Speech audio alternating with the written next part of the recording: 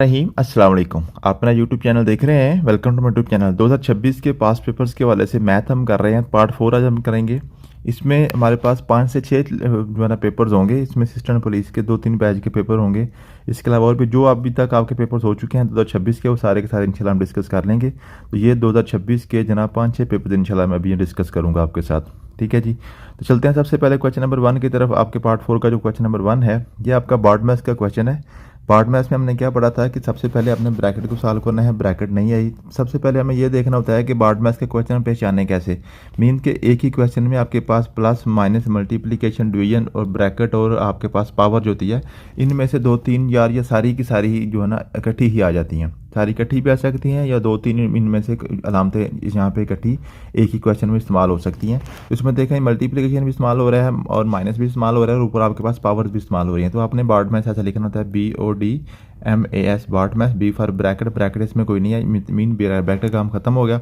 Of का मतलब होता है आपके पास पावर, तो पावर इसमें मौजूद है तो पावर में पहले आप ऐड कर लें। 2 की पावर 3 का मतलब होता है 8, क्योंकि 2 की पावर 3 का मतलब होता है 2 ज़रब 2 ज़रब 2, मीन के 2 को आप अपने आप के साथ 3 दफ़ा मल्टीप्लाई करना। फिर आके मल्टीप्लाई लिखा हुआ 3 के पावर 2, 3 के पावर 2 का मतलब है 3 को आप अपने आप के साथ 2 दफ़ा मल्टीप्लाई करना। 3 3 बार 9 होता है।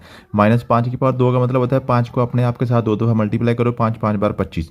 ठीक है, ये आपने हाफ का भी कंप्लीट कर लिया। फिर डिवीजन इसमें कोई नहीं है, इनकी तकसीम कोई नहीं है। फिर मल्टीप्लिकेशन है तो आपने पहले मल्टीप्लिकेशन करना है। 8 9 बार आपके पास 72 आ गया माइनस 25। देखें यहाँ पे अगर हम जो ना हमें बार्ड मैथ्स का नाम पता हो तो 9 को 25 में से पहले माइनस कर दें। अगर 9 को 25 में से पहले माइनस कर देंगे तो जहाँ पे माइनस 16 को फिर 8 से मल्टीप्लाई करोगे कि और ये आंसर बन जाएगा। ठीक है, अब 72 में से 25 को माइनस करें, आपके पास 72 में से 25 को माइनस करें तो आपके पास आंसर आ जाएगा। ठीक है जी, 47 आपके पास आंसर आ जाएगा। ठीक है, तो अगर आप बार्ड मैथ्स को नहीं रखोगे, अपने माइंड में नहीं रखोगे, तो आपके पास ये क्वेश्चन का आंसर बहुत लंबा चौड़ा कोई और ही आ जाएगा। ठीक है, आगे देखते हैं।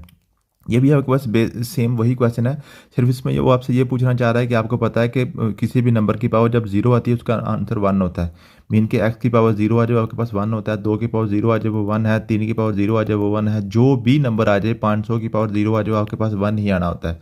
किसी भी नंबर की जब पावर 0 आती है वो आपके पास उसका आंसर 1 होता है। तो 2 की पावर 2 आपके पास 4 होती है, मल्टीप्लाई बाय 3 की पावर 0 आपके पास 1 आ गई। फिर मल्टीप्लाई बाय 4 की पावर 0 आपके पास 1 आ गई। तो 4 एक बार 4 4 तो आपके पास 4 आंसर सारे का सारा आ जाना था। अगला क्वेश्चन आपके पास है 201 को 199 से मल्टीप्लाई करना है। सिंपल आपके पास क्वेश्चन था, बच्चों वाला बात क्वेश्चन है। 201 को 199 से मल्टीप्लाई करना है। ठीक है जी। उसके बाद क्वेश्चन आपके पास था which term is incorrect in the sequence. कहता है इस सीक्वेंस में बताओ कौन सी टर्म जो है वो सही नहीं है। ठीक है, अब देखें आपके पास सीक्वेंस सबसे पहले आपने देखना होता है कि अरिथमेटिक सीक्वेंस है, ये आपके पास ज्योमेट्रिक सीक्वेंस है, या आपके पास कोई मिक्स सीक्वेंस है। तो सबसे पहले देखें 2 के बाद 4 कैसे आ रहा है, 2 जमा करके 4 के बाद 7 कैसे आ रहा है, 3 जमा करके फिर 7 के बाद 14 कैसे आ रहा है, 7 जमा करके फिर 7 के बाद 14 के बाद 17 कैसे आ रहा है, 3 जमा करके फिर आपके पास जो है ना जी 17 के बाद 34 कैसे आ रहा है, 17 जमा करके फिर आपके पास 34 के बाद 37 कैसे आ रहा है, 3 जमा करके फिर 37 के बाद 64 कैसे आ रहा है। मीन के इसमें हमें कोई अरिथमेटिक प्रोग्रेशन नज़र नहीं आई। अरिथमेटिक प्रोग्रेशन वो होती है कि जिसमें आपके पास हर पिछले जो ना जोड़े जोड़े के अंदर क्या कोई एक सेम नंबर का आपके पास कॉमन डिफरेंस नज़र आ जाए। फिर हमने देखना होता है कि क्या ये ज्योमेट्रिक प्रोग्रेशन तो नहीं है। 2 को 2 से मल्टीप्लाई किया, 2 2 बार 4, 4 को फिर आगे 7 तो किसी मल्टीप्लिकेशन से नहीं आता। इसका मतलब ये ज्योमेट्रिक प्रोग्रेशन भी नहीं है। इसका मतलब है ये हमारे पास ज्योमेट्रिक और अरिथमेटिक का कोई मिक्स्ड प्रोग्रेशन है, मिक्स सीक्वेंस है। अब देखें 2 में 2 जमा करो आपके पास 4 आ गया। ठीक है, 4 को मैं 3 जमा करो 7, 7 को डबल करो 14, फिर 14 को 3 जमा करो 17, 17 को डबल करो 14। मीन्स के यहाँ पे हमारे पास ये देखें 2 को 2 से मल्टीप्लाई किया 4 ज़रब 2 फिर जमा 3। ठीक है, फिर ज़रब 2 फिर जमा 3 फिर ज़रब 2 फिर जमा 3 फिर ज़रब 2। ठीक है, यहाँ पे आपके पास ये मिक्स चल रहा है कि पहले 2 से मल्टीप्लाई करो फिर 3 जमा करो, फिर 2 से मल्टीप्लाई करो फिर 3 जमा करो, फिर 2 से मल्टीप्लाई करो फिर 3 जमा करो। आगे फिर ये 2 से मल्टीप्लाई होना था तो 37 को 2 से मल्टीप्लाई करना तो आपके पास 74 आना था, तो 64 लिखा हुआ है, तो ये गलत लिखा हुआ है। तो आपके पास ये 64 जो है ना यहाँ पे आपका मिस जो है ना इनकरेक्ट है। इसको कहता है जी कंप्लीट करो सीक्वेंस को। अब ये सीक्वेंस हमारे पास है 13 21 डैश 43 और 47। जब इस तरह का क्वेश्चन आ जाए ना कि सीक्वेंस को मुकम्मल करने वाला, तो आपने क्या करना है, इसको सब्स्टिट्यूशन से करना है। कोशिश करनी है कि मैथ का जब भी क्वेश्चन आपका पीपीएससी या एफपीएससी में आए उसमें से आपके पास 50% से ज़्यादा क्वेश्चन आपके सब्स्टिट्यूशन से हो जाते हैं। सब्स्टिट्यूशन का मतलब होता है कि आपने यहाँ से नीचे जो आपके पास आंसर लिखे होते हैं ना, जो ऑप्शन दिए होते हैं, उन्हीं ऑप्शन को एक एक आपने यहाँ से फिट करना होता है इसके अंदर। अब 30 को फिट करके देखें इसके अंदर ज़रा, आपके पास आ गया 13 21 30 और 43 और 57। अब इसको जब आपने इसके अंदर लिख दिया तो आप चेक करें ज़रा, वो आपके पास कुछ सीक्वेंस बन रहा है।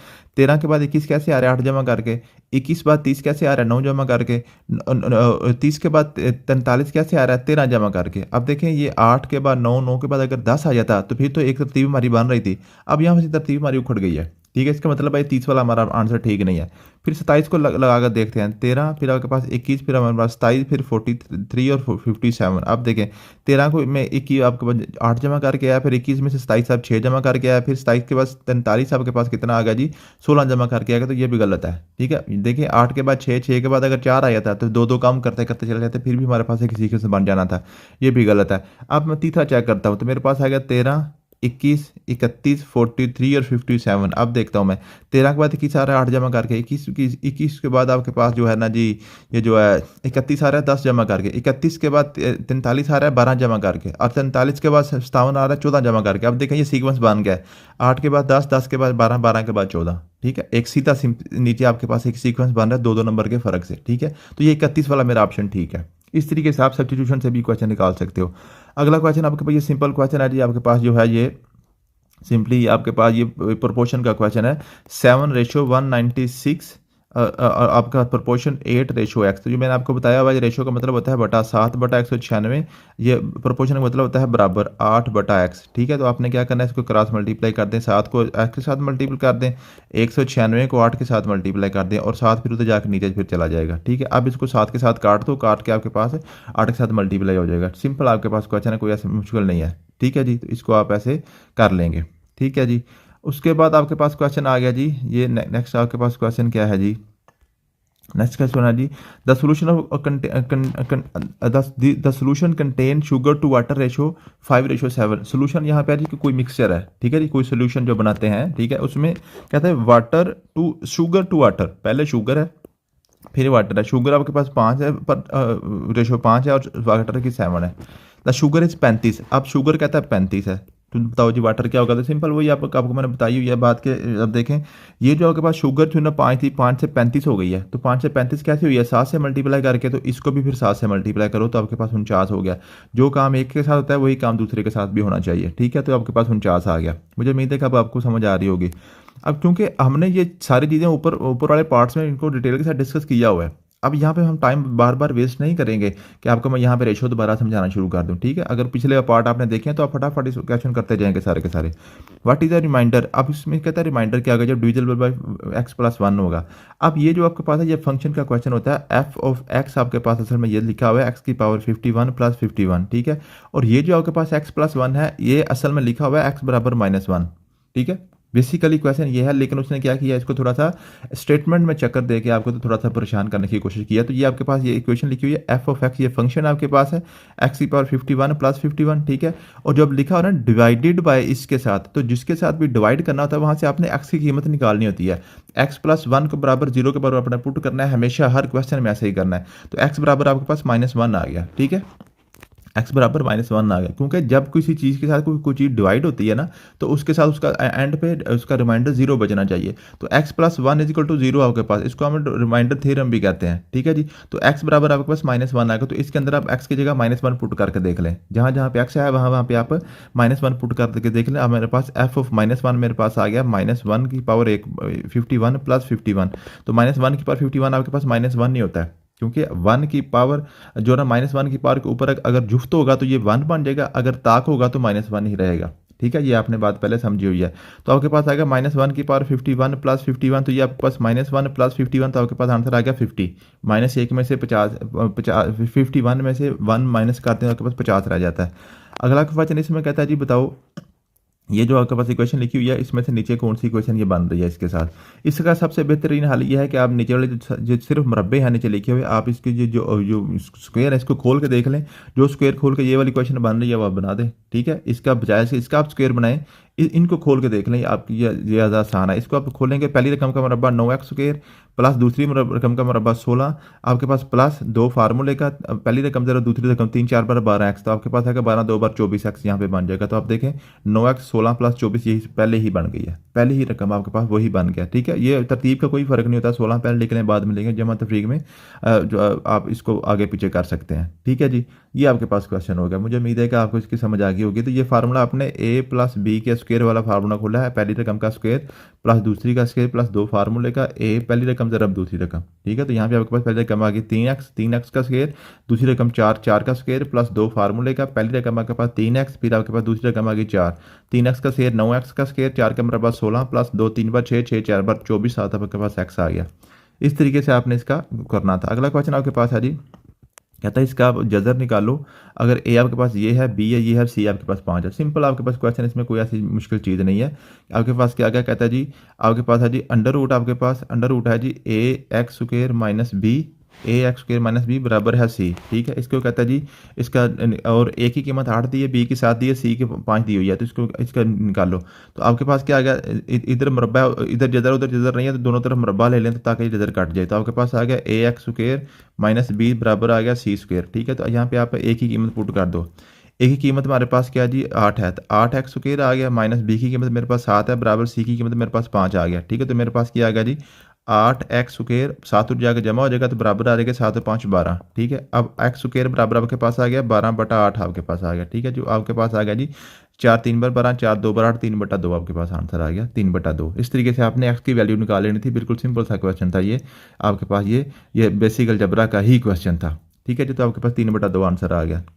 अगला क्वेश्चन आपके पास था जी, ये वो आपके पास हो गया जी, या कि which is one of the equation, root कहता है इसमें से कौन सा है, ये इस इक्वेशन के इनमें से कौन सा रूट है। तो रूट मैंने आपको बताया हुआ है कि आपने रूट इसमें पुट करके देख लेना। ये भी सब्स्टिट्यूशन का क्वेश्चन है, 50% से ज़्यादा क्वेश्चन आपने सब्स्टिट्यूशन से करने होते हैं। ठीक है, आपके पास आ गया इसमें से 2/3 पुट करके देख लो, 3 एक्स की जगह 2/3 पुट कर दो, 2/3 का स्क्वायर जमा 2/3 माइनस 2 बराबर 0। तो अब देखें तो दोनों तरफ 0 आता है कि नहीं। 3 ये आगे आगे 4/9, 2/3 का मुरब्बा निकालेंगे जमा 2/3 माइनस 2 बराबर आपके पास 0 आ गया। तो ये 3 3 बार 9, तो आपके पास आएगा 4/3 जमा 2/3 मनफी 2, यहाँ से 3 आपके पास एलसीएम आ गया। ठीक है, 3 एलसीएम आ गया तो आपके पास आएगा 3 3 के साथ कट गया 4 जमा 3 कट गया 2 माइनस आपके पास 2 3 बार 6। तो आपके पास क्या बन गया जी 4 और 2 6, 6 में से 6 निकालो तो 0, तो 0/3 आपके पास 0 आ गया। तो ये दोनों तरफ बराबर आ गया, इसका मतलब है ये पहले वाला ही मेरा ऑप्शन ठीक था। ठीक है, इस तरीके से आपने इसको सब्स्टिट्यूट करके देख लेना, जो भी आपका जो ऑप्शन है वो दोनों तरफ 0 0 ला रहा है तो समझ लें कि आपका वो ऑप्शन ठीक है। ठीक है जी, अगला क्वेश्चन था which is the root of the equation. अब इसमें कहता है ये बताओ जिसमें से कौन से रूट्स हैं इस इक्वेशन के। फिर वही काम आपने करना है, 2/5 और 6 को पुट करके देख लें, 1/5 और 7 को पुट करके देख लें, 2/5 और -4 को पुट करके देख लें, -4 और -7 को पुट करके देख लें। कोई एक इनमें से ऐसा जोड़ा होगा जो पुट करने के दोनों तरफ 0 0 आंसर आ जाएगा। अगला क्वेश्चन आपके विच द रूट, फिर वही क्वेश्चन है कि इसका रूट आपने निकालना है। इन सब को आप इसमें पुट करके देख लें, जो आपके पास पुट करके दोनों तरफ 0 0 ला रहा है समझे वो आपके पास ऑप्शन उसकी करेक्ट है। अगला क्वेश्चन है जी, if a 3 digit number is reversed it increase by 297, if the sum of the first and third digit is 7, what is the product of the first and third digit. अब ये जो question होते हैं ना जी, ये question दो तरह से हो जाते हैं। एक तो ये है कि अगर आपको ये प्लेस वैल्यू और फेस वैल्यू का पता हो, क्योंकि प्लेस वैल्यू फेस वैल्यू भी क्वेश्चन पूछता है पेपर में, वो भी आपको करवा देता हूँ और डायरेक्ट मेथड भी आपको करवा देता हूँ। अब ये जो लिखा हुआ है ना 297, अब इसको मैं पढ़ रहा हूँ 297, लेकिन मैं लिख नहीं 297 रहा। ठीक है जी, अगर मैं इसको 297 लिखूँ तो मेरे पास ये 2 आ गया 200, ठीक है, प्लस 90 प्लस 97 ऐसे होता है, 290 90 7 97 ऐसे हम इसको पढ़ते हैं, 90 7 97। ठीक है, तो ये असल में ये है आपके पास 2 की प्लेस वैल्यू यहाँ पे आपके पास क्या जी 200 है, और 90 का 9 की प्लेस वैल्यू यहाँ पे 90 है, और 7 के प्लेस वैल्यू यहाँ पे 7 है। ठीक है, और फेस वैल्यू क्या होती है, फेस वैल्यू ये होती है कि आपके पास ये 2 है ना, 2 का मतलब है 2, 9 का मतलब है 9, 7 का मतलब है 7। मीन के आप यूँ समझें कि एक बंदा है, फॉर एग्जांपल बंदा है अकरम। ठीक है, ये इसकी फेस वैल्यू क्या है, ये एक मेल है, ये एक मेल है, ये मेल, ये इसका फेस मेल वाला है, इसके चेहरे से हम देखते हैं ये मर्द है, ये फेस है, ये इसकी फेस वैल्यू है। लेकिन ये मर्द जब अपने घर में होगा तो बेटा होगा, बाप होगा, ठीक है, ससुराल में जाएगा तो ये दामाद बन जाएगा, ठीक है, ऑफिस में जाएगा तो ऑफिसर बनेगा, ऑफिसर कहलाएगा या बॉस कहलाएगा। ठीक है। अगर कहीं एकेडमी में या पेपर देना चाहता तो एस्पायरेंट्स कहलाएगा। मीन के प्लेस टू प्लेस जब जगह बदलती है तो इनकी इसकी क्या वैल्यू भी बदलती जाती है। इसको कहते हैं फेस वैल्यू और प्लेस वैल्यू। ठीक है। प्लेस वैल्यू आपकी हमेशा जो है ना जी वो बदलती रहती है, फेस वैल्यू कभी भी चेंज नहीं होती। फेस वही रहता है। ये तो नहीं है ना कि अकरम साहब जो है ना घर में जो है ना उनका फेस मर्दों वाला लगता है और गली में जाकर औरतों वाला लगता है, ऐसा नहीं होता। ठीक है। ये फेस आपका दोनों सेम, हर जगह सेम ही रहता है। तो ये 297 जो है ना, 297 में 2 जो है इसकी प्लेस वैल्यू यहाँ पे 200 है, फेस वैल्यू 2 है। 9 की आपके पास फेस वैल्यू यहाँ पे 9 है, प्लेस वैल्यू यहाँ पे 90 है। 7 की आपके पास प्लेस वैल्यू आपके पास भी 7 है और फेस वैल्यू भी यहाँ पे 7 है। ठीक है। अब कहता है जी 3 डिजिट नंबर है, उसको रिवर्स करें तो 297 बनता है। अब 3 डिजिट नंबर जो होगा उसमें पहला नंबर एक होगा, एक पहला नंबर कोई भी होगा एक्स, दूसरा नंबर हमारे पास वाई होगा, तीसरा नंबर मेरे पास जेड होगा। कोई भी मेरे पास तीन डिजिट्स में होंगे लिखे हुए, जैसे 297 में पहला 2 है, दूसरा 9 है, तीसरा 7 है। अब जो पहला होगा ना उसको हम 100 के साथ मल्टीप्लाई करेंगे, वो 100x होगा क्योंकि उसकी प्लेस वैल्यू यहाँ पे 100 की है। दूसरे को हम 10 के साथ मल्टीप्लाई करेंगे, उसकी फेस वैल्यू 10 है क्योंकि देखिए ना 200 को हमने 2 को 200 किया था, 9 को 90 किया था, 7 को हमने 7 ही लिखा था। और जी आपके पास होगा ज़रब 1 होगा। इसको काई, दहाई, सैकड़ा, हज़ार ऐसे भी हम पढ़ते थे ना जी। तो पहला नंबर अब आपके पास क्या होता है, इकाई होता है, एक के साथ मल्टीप्लाई करना होता है। दूसरा दहाई होता है, उसके साथ आपने 10 के साथ मल्टीप्लाई करना होता है। तीसरा आपके पास सैकड़ा होता है, उसको 100 के साथ मल्टीप्लाई करना होता है। अगर एक और नंबर होता है उसको हमने 1000 से करना था, फिर आपने 10,000 से करना था। ठीक है जी। फिर लाख से, फिर 10 लाख से, फिर करोड़ से, 10 करोड़ से, अरब से, 10 अरब से, खरब से, नील, पिदम, सिंह, ये आगे आगे हमने चलते जाना था। ठीक है। तो वो कहता है 3 डिजिट वाला नंबर मेरे पास है, तो मेरे पास जो 3 डिजिट नंबर होगा वो मेरे पास एक्स होगा, 100x होगा, जमा मेरे पास 10y होगा, जमा मेरे पास जी होगा। ठीक है। ये वो मेरा नंबर होगा। कहता है इस नंबर को रिवर्स कर दो। मीन के जो आपके पास आखिरी नंबर है उसको पहले ले आओ, जैसे 297 को रिवर्स करूँ, 7 को पहले लिख दूँ, 9 को बाद में, 2 को बाद में लिख दूँ, इसको रिवर्स कर दूं। मीन के जो z है ना, z को मैं 100 के साथ ले आऊं और y दरमियान वाला तो दरमियान ही रहेगा, और x को मैं ले आऊं एंड पे ले आऊं। तो जब इसको मैं लेके आता हूं ना, इसमें फ़र्क कितने का पड़ जाता है, 297 नंबर का फ़र्क पड़ जाता है। मीन के इसको चेंज करने से 297 नंबर का फ़र्क पड़ जाता है। जैसे ये है ना 297 है ना, इसको मैं 792 कर दूँ, देखिए कितने का फ़र्क पड़ गया, तकरीबन 400-450 का फ़र्क पड़ गया। ठीक है। कहते हैं इनको दोनों में करूँ तो दोनों में इतने का फ़र्क पड़ जाता है। तो इसका मतलब है 100x जमा 10y जमा जी माइनस आपके पास आ गया 100 जी जमा 10y, ये माइनस करने को ये माइनस हो जाएगा, माइनस 10y, और माइनस मेरे पास आ गया एक्स, दोनों को माइनस करो तो 297 फ़र्क आता है। ठीक है। जैसे ये ना 297 है ना, इसको मैंने 792 कर दिया। इन दोनों का फ़र्क निकालने के लिए क्या करूँगा, 792 को 297 में से माइनस कर दूंगा। ठीक है। तो मेरा फ़र्क निकल आएगा। इस तरीके से इसका मैंने फ़र्क निकाला तो उसने दिया हुआ इसका फ़र्क 297 है। 10y और 10y आपस में कट गए, 100x में से एक x निकल गया तो आपके पास 99x बच गया, और आपके पास 100g में से आपके पास एक z निकला तो आपके पास माइनस 99z बच गया, तो बराबर आपके पास आएगा 297। अब 99 यहाँ से कॉमन ले लो, x माइनस जी आपके पास आ गया 297। ठीक है। अभी ये तरीका शायद अगर आपको मुश्किल लग रहा हो तो मैं दूसरा तरीका भी आपको बता दूंगा, वो आपके यहाँ से आसान होगा, लेकिन यहाँ पे प्लेस वैल्यू और फेस वैल्यू आपको बताना मकसद था ताकि आपके पेपर में क्वेश्चन आया तो आप प्लेस वैल्यू और फेस वैल्यू को कर सको। अब x माइनस जी आपके पास आएगा 297 को आप क्या कर दो जी 99 से आप डिवाइड कर दो, तो आप करोगे तो आपके पास आंसर आ जाएगा 3। तो x माइनस जी आपके पास 3 आ गया जी। x माइनस तो x आपके पास आ गया जी 3 प्लस जी। इसको आप पुट करके तो x की वैल्यू और y की वैल्यू और z की वैल्यू, तीनों की वैल्यू निकाल के तो आप जो नंबर निकाल सकते हो। ठीक है। ये तो आपके पास क्वेश्चन था जी प्लेस वैल्यू और फेस वैल्यू के एतबार से। अब अगर मैं इसको वैसे करूँ तो थोड़ा सा देखो, थोड़ा सा कॉमन सेंस देखते हैं। आपके पास टोटल जो डिजिट्स हैं ना दुनिया में, आपके पास 10 हैं, 0 1 2 3 4 5 6 7 8 और 9, ये टोटल 10 आपके पास डिजिट्स हैं 0 से लेकर 9 तक। इसके अलावा कोई डिजिट अगर आपने कभी देखा तो मुझे बताइएगा। इन्हीं डिजिट के साथ मिलकर आपके सारे नंबर्स बनते हैं। कभी 2 और 3 को मिला दिया 23 बन गया, जब 4 5 6 को मिलाया 456 बन गया, 9 8 7 0 को बनाया 9870 बन गया। मीन के इन्हीं डिजिट के साथ मिलकर आपके नंबर्स बनते हैं। ठीक है जी। अब उसकी कंडीशन देखो ज़रा, कंडीशन आपके पास ये है, sum of first and third digit is 7। कहता है एक फर्स्ट डिजिट और थर्ड डिजिट है, मीन के 2 डिजिट्स हैं, मिलकर उनको जमा करो तो आपके पास आंसर आता है 7। आंसर क्या आता है 7। बताओ उन दोनों का प्रोडक्ट क्या होगा। अब मेरे पास डिजिट सिर्फ 10 ही हैं, उनमें से मैं देखता हूँ कौन से 2 डिजिट ऐसे हैं जिनको मैं जमा करूँ तो मेरे पास आंसर 7 आता है। मेरे पास आंसर 7 आएगा 0 और 7 को जमा करके, या ऐसे थोड़ा सा कर लेता हूँ 7 और 0 को जमा करके, या 6 और 1 को जमा करके, या 5 और 2 को जमा करके, या मेरे पास आएगा जी किसको जमा करके, 4 और 3 को जमा करके आएगा, या मेरे पास आएगा जी अब बस 2 और 5 दोबारा वहीं से स्टार्ट हो जाएगा, वहीं 5 और 2 और 2 और 5 में कोई फ़र्क नहीं है। मीन के यहाँ पे मेरे पास सिर्फ ये 4 डिजिट ऐसे हैं जिनको मैं जमा करूँ तो मेरे पास आंसर क्या आता है, 7 आता है। अब ये मेरे पास सम वाले आ गए। अब हमने निकालना है इनका प्रोडक्ट। 7 को 0 से मल्टीप्लाई करो 0, 6 को 1 से मल्टीप्लाई करो 6, 5 को 2 से मल्टीप्लाई करो 10, 4 को 3 से मल्टीप्लाई करो 12।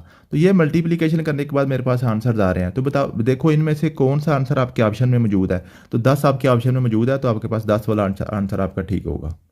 ठीक है जी, यहाँ पे आपके पास 10 वाला आंसर आपके पास ठीक होगा। इस तरीके से भी आप ये आंसर निकाल सकते हैं। ठीक है जी। अगला क्वेश्चन हमारे पास क्या है जी।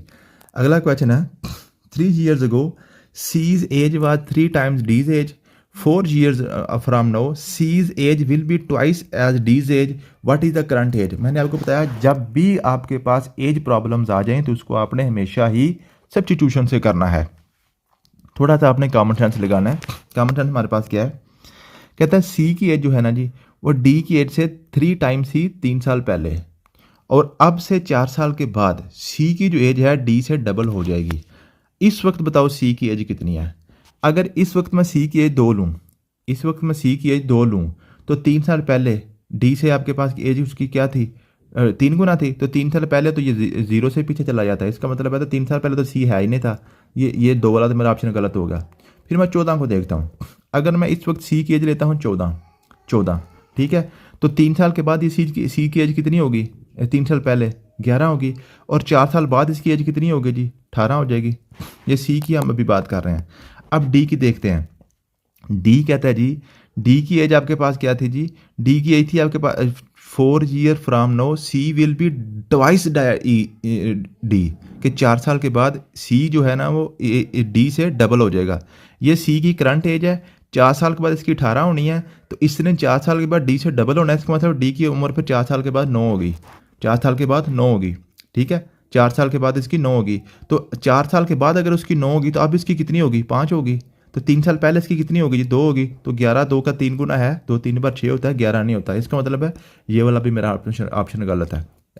अब 24 को देखता हूँ। अगर सी की इस वक्त उम्र मेरे पास 24 है, ठीक है, 3 साल पहले इसकी आपके पास 21 होगी, 4 साल के बाद इसकी एज आपके पास 28 हो जाएगी।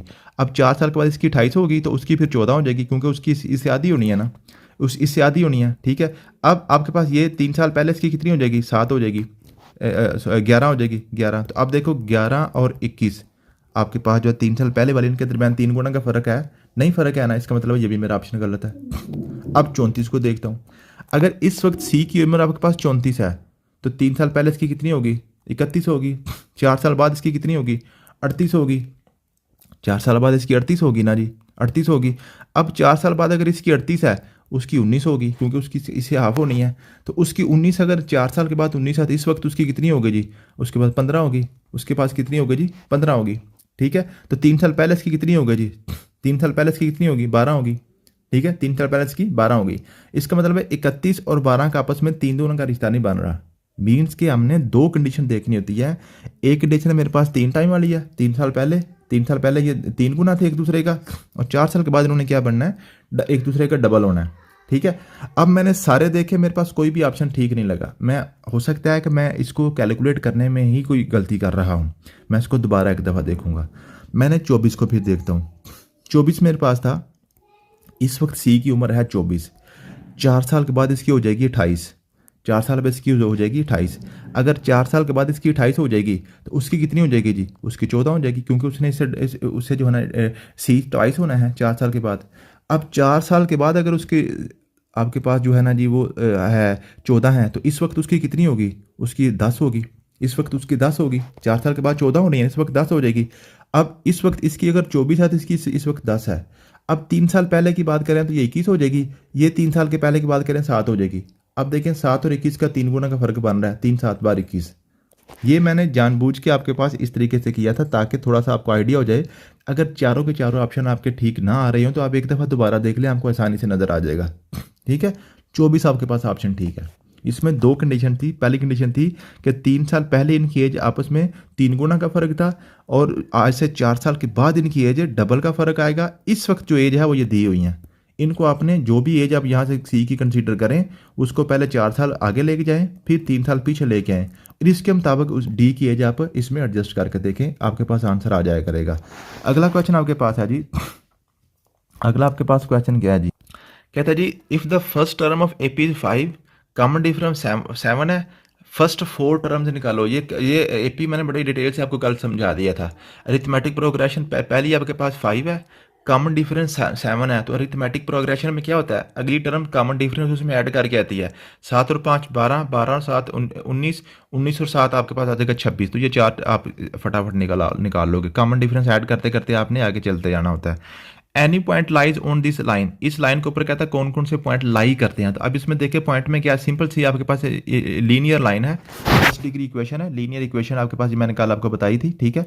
इसमें कहता है एक्स और वाई आपस में बराबर हैं, एक्स और वाई आपस में बराबर है, तो सारा सिंपल सा लिखा हुआ आप देखो।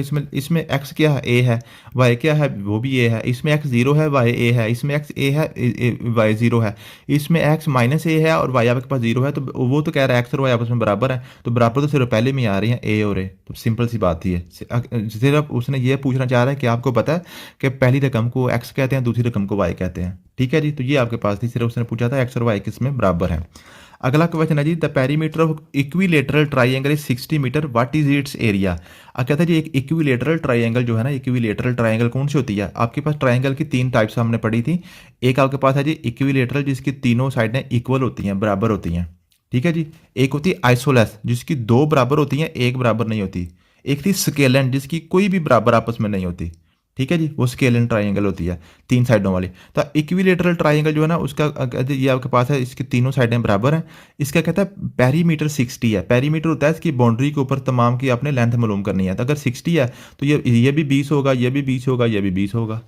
ये फिर साइडें होंगी ना, इसकी साइडें 20 की इसकी साइडें हो जाएंगी, ठीक है।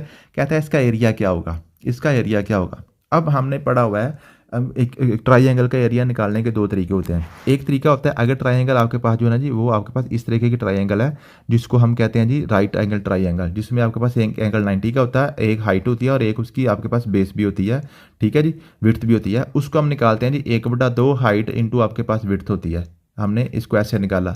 दूसरा तरीका ये है कि जिस ट्राइंगल की आपके पास इसमें राइट एंगल ट्राइंगल मीन के मसला फिसागोरस पैथागोरस थ्योरम उसमें ना लगता हो, कायमतु जाविया मुसल्लस ना हो, राइट एंगल ट्राइंगल ना हो, तो फिर हम क्या करते हैं, इसको हीरो फार्मूला से निकालते हैं।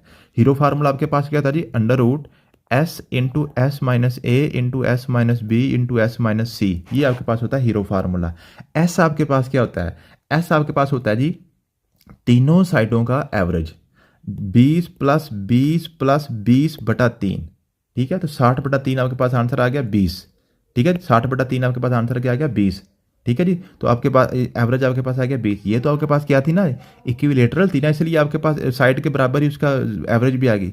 लेकिन यहाँ पर अगर स्केलर ट्राइंगल होती, ये 20 होता, ये 18 होता, ये आपके पास 28 होता, तो फिर भी तो हमने ऐसे ही निकालना था ना, इसलिए मैंने आपको एस से निकाल कर दिया, डायरेक्ट नहीं कह दिया कि एक साइड ले लें, ठीक है जी। तो आपके पास एस आ गया, अब एस को आप अंदर पुट कर दो, एस को आप अंदर पुट कर दो, आपके पास आ गया जी, आपके पास एस आ गया जी 20 इंटू आपके पास क्या आ गया जी एस माइनस ए, 20 माइनस 20 आपके पास आ गया, ठीक है जी। इस तरीके से आपने इसका क्या करना है जी, इसके आप क्या कर देंगे जी, निकाल देंगे। तो मुझे उम्मीद है कि आपको इसकी समझ आ गई होगी। तो ये इसमें आपने क्या करना है, ये जो है हीरो फार्मूला आपने लगाना है। हीरो फार्मूला आपके पास होता है under root S into S minus A, S minus B, S minus C, ठीक है।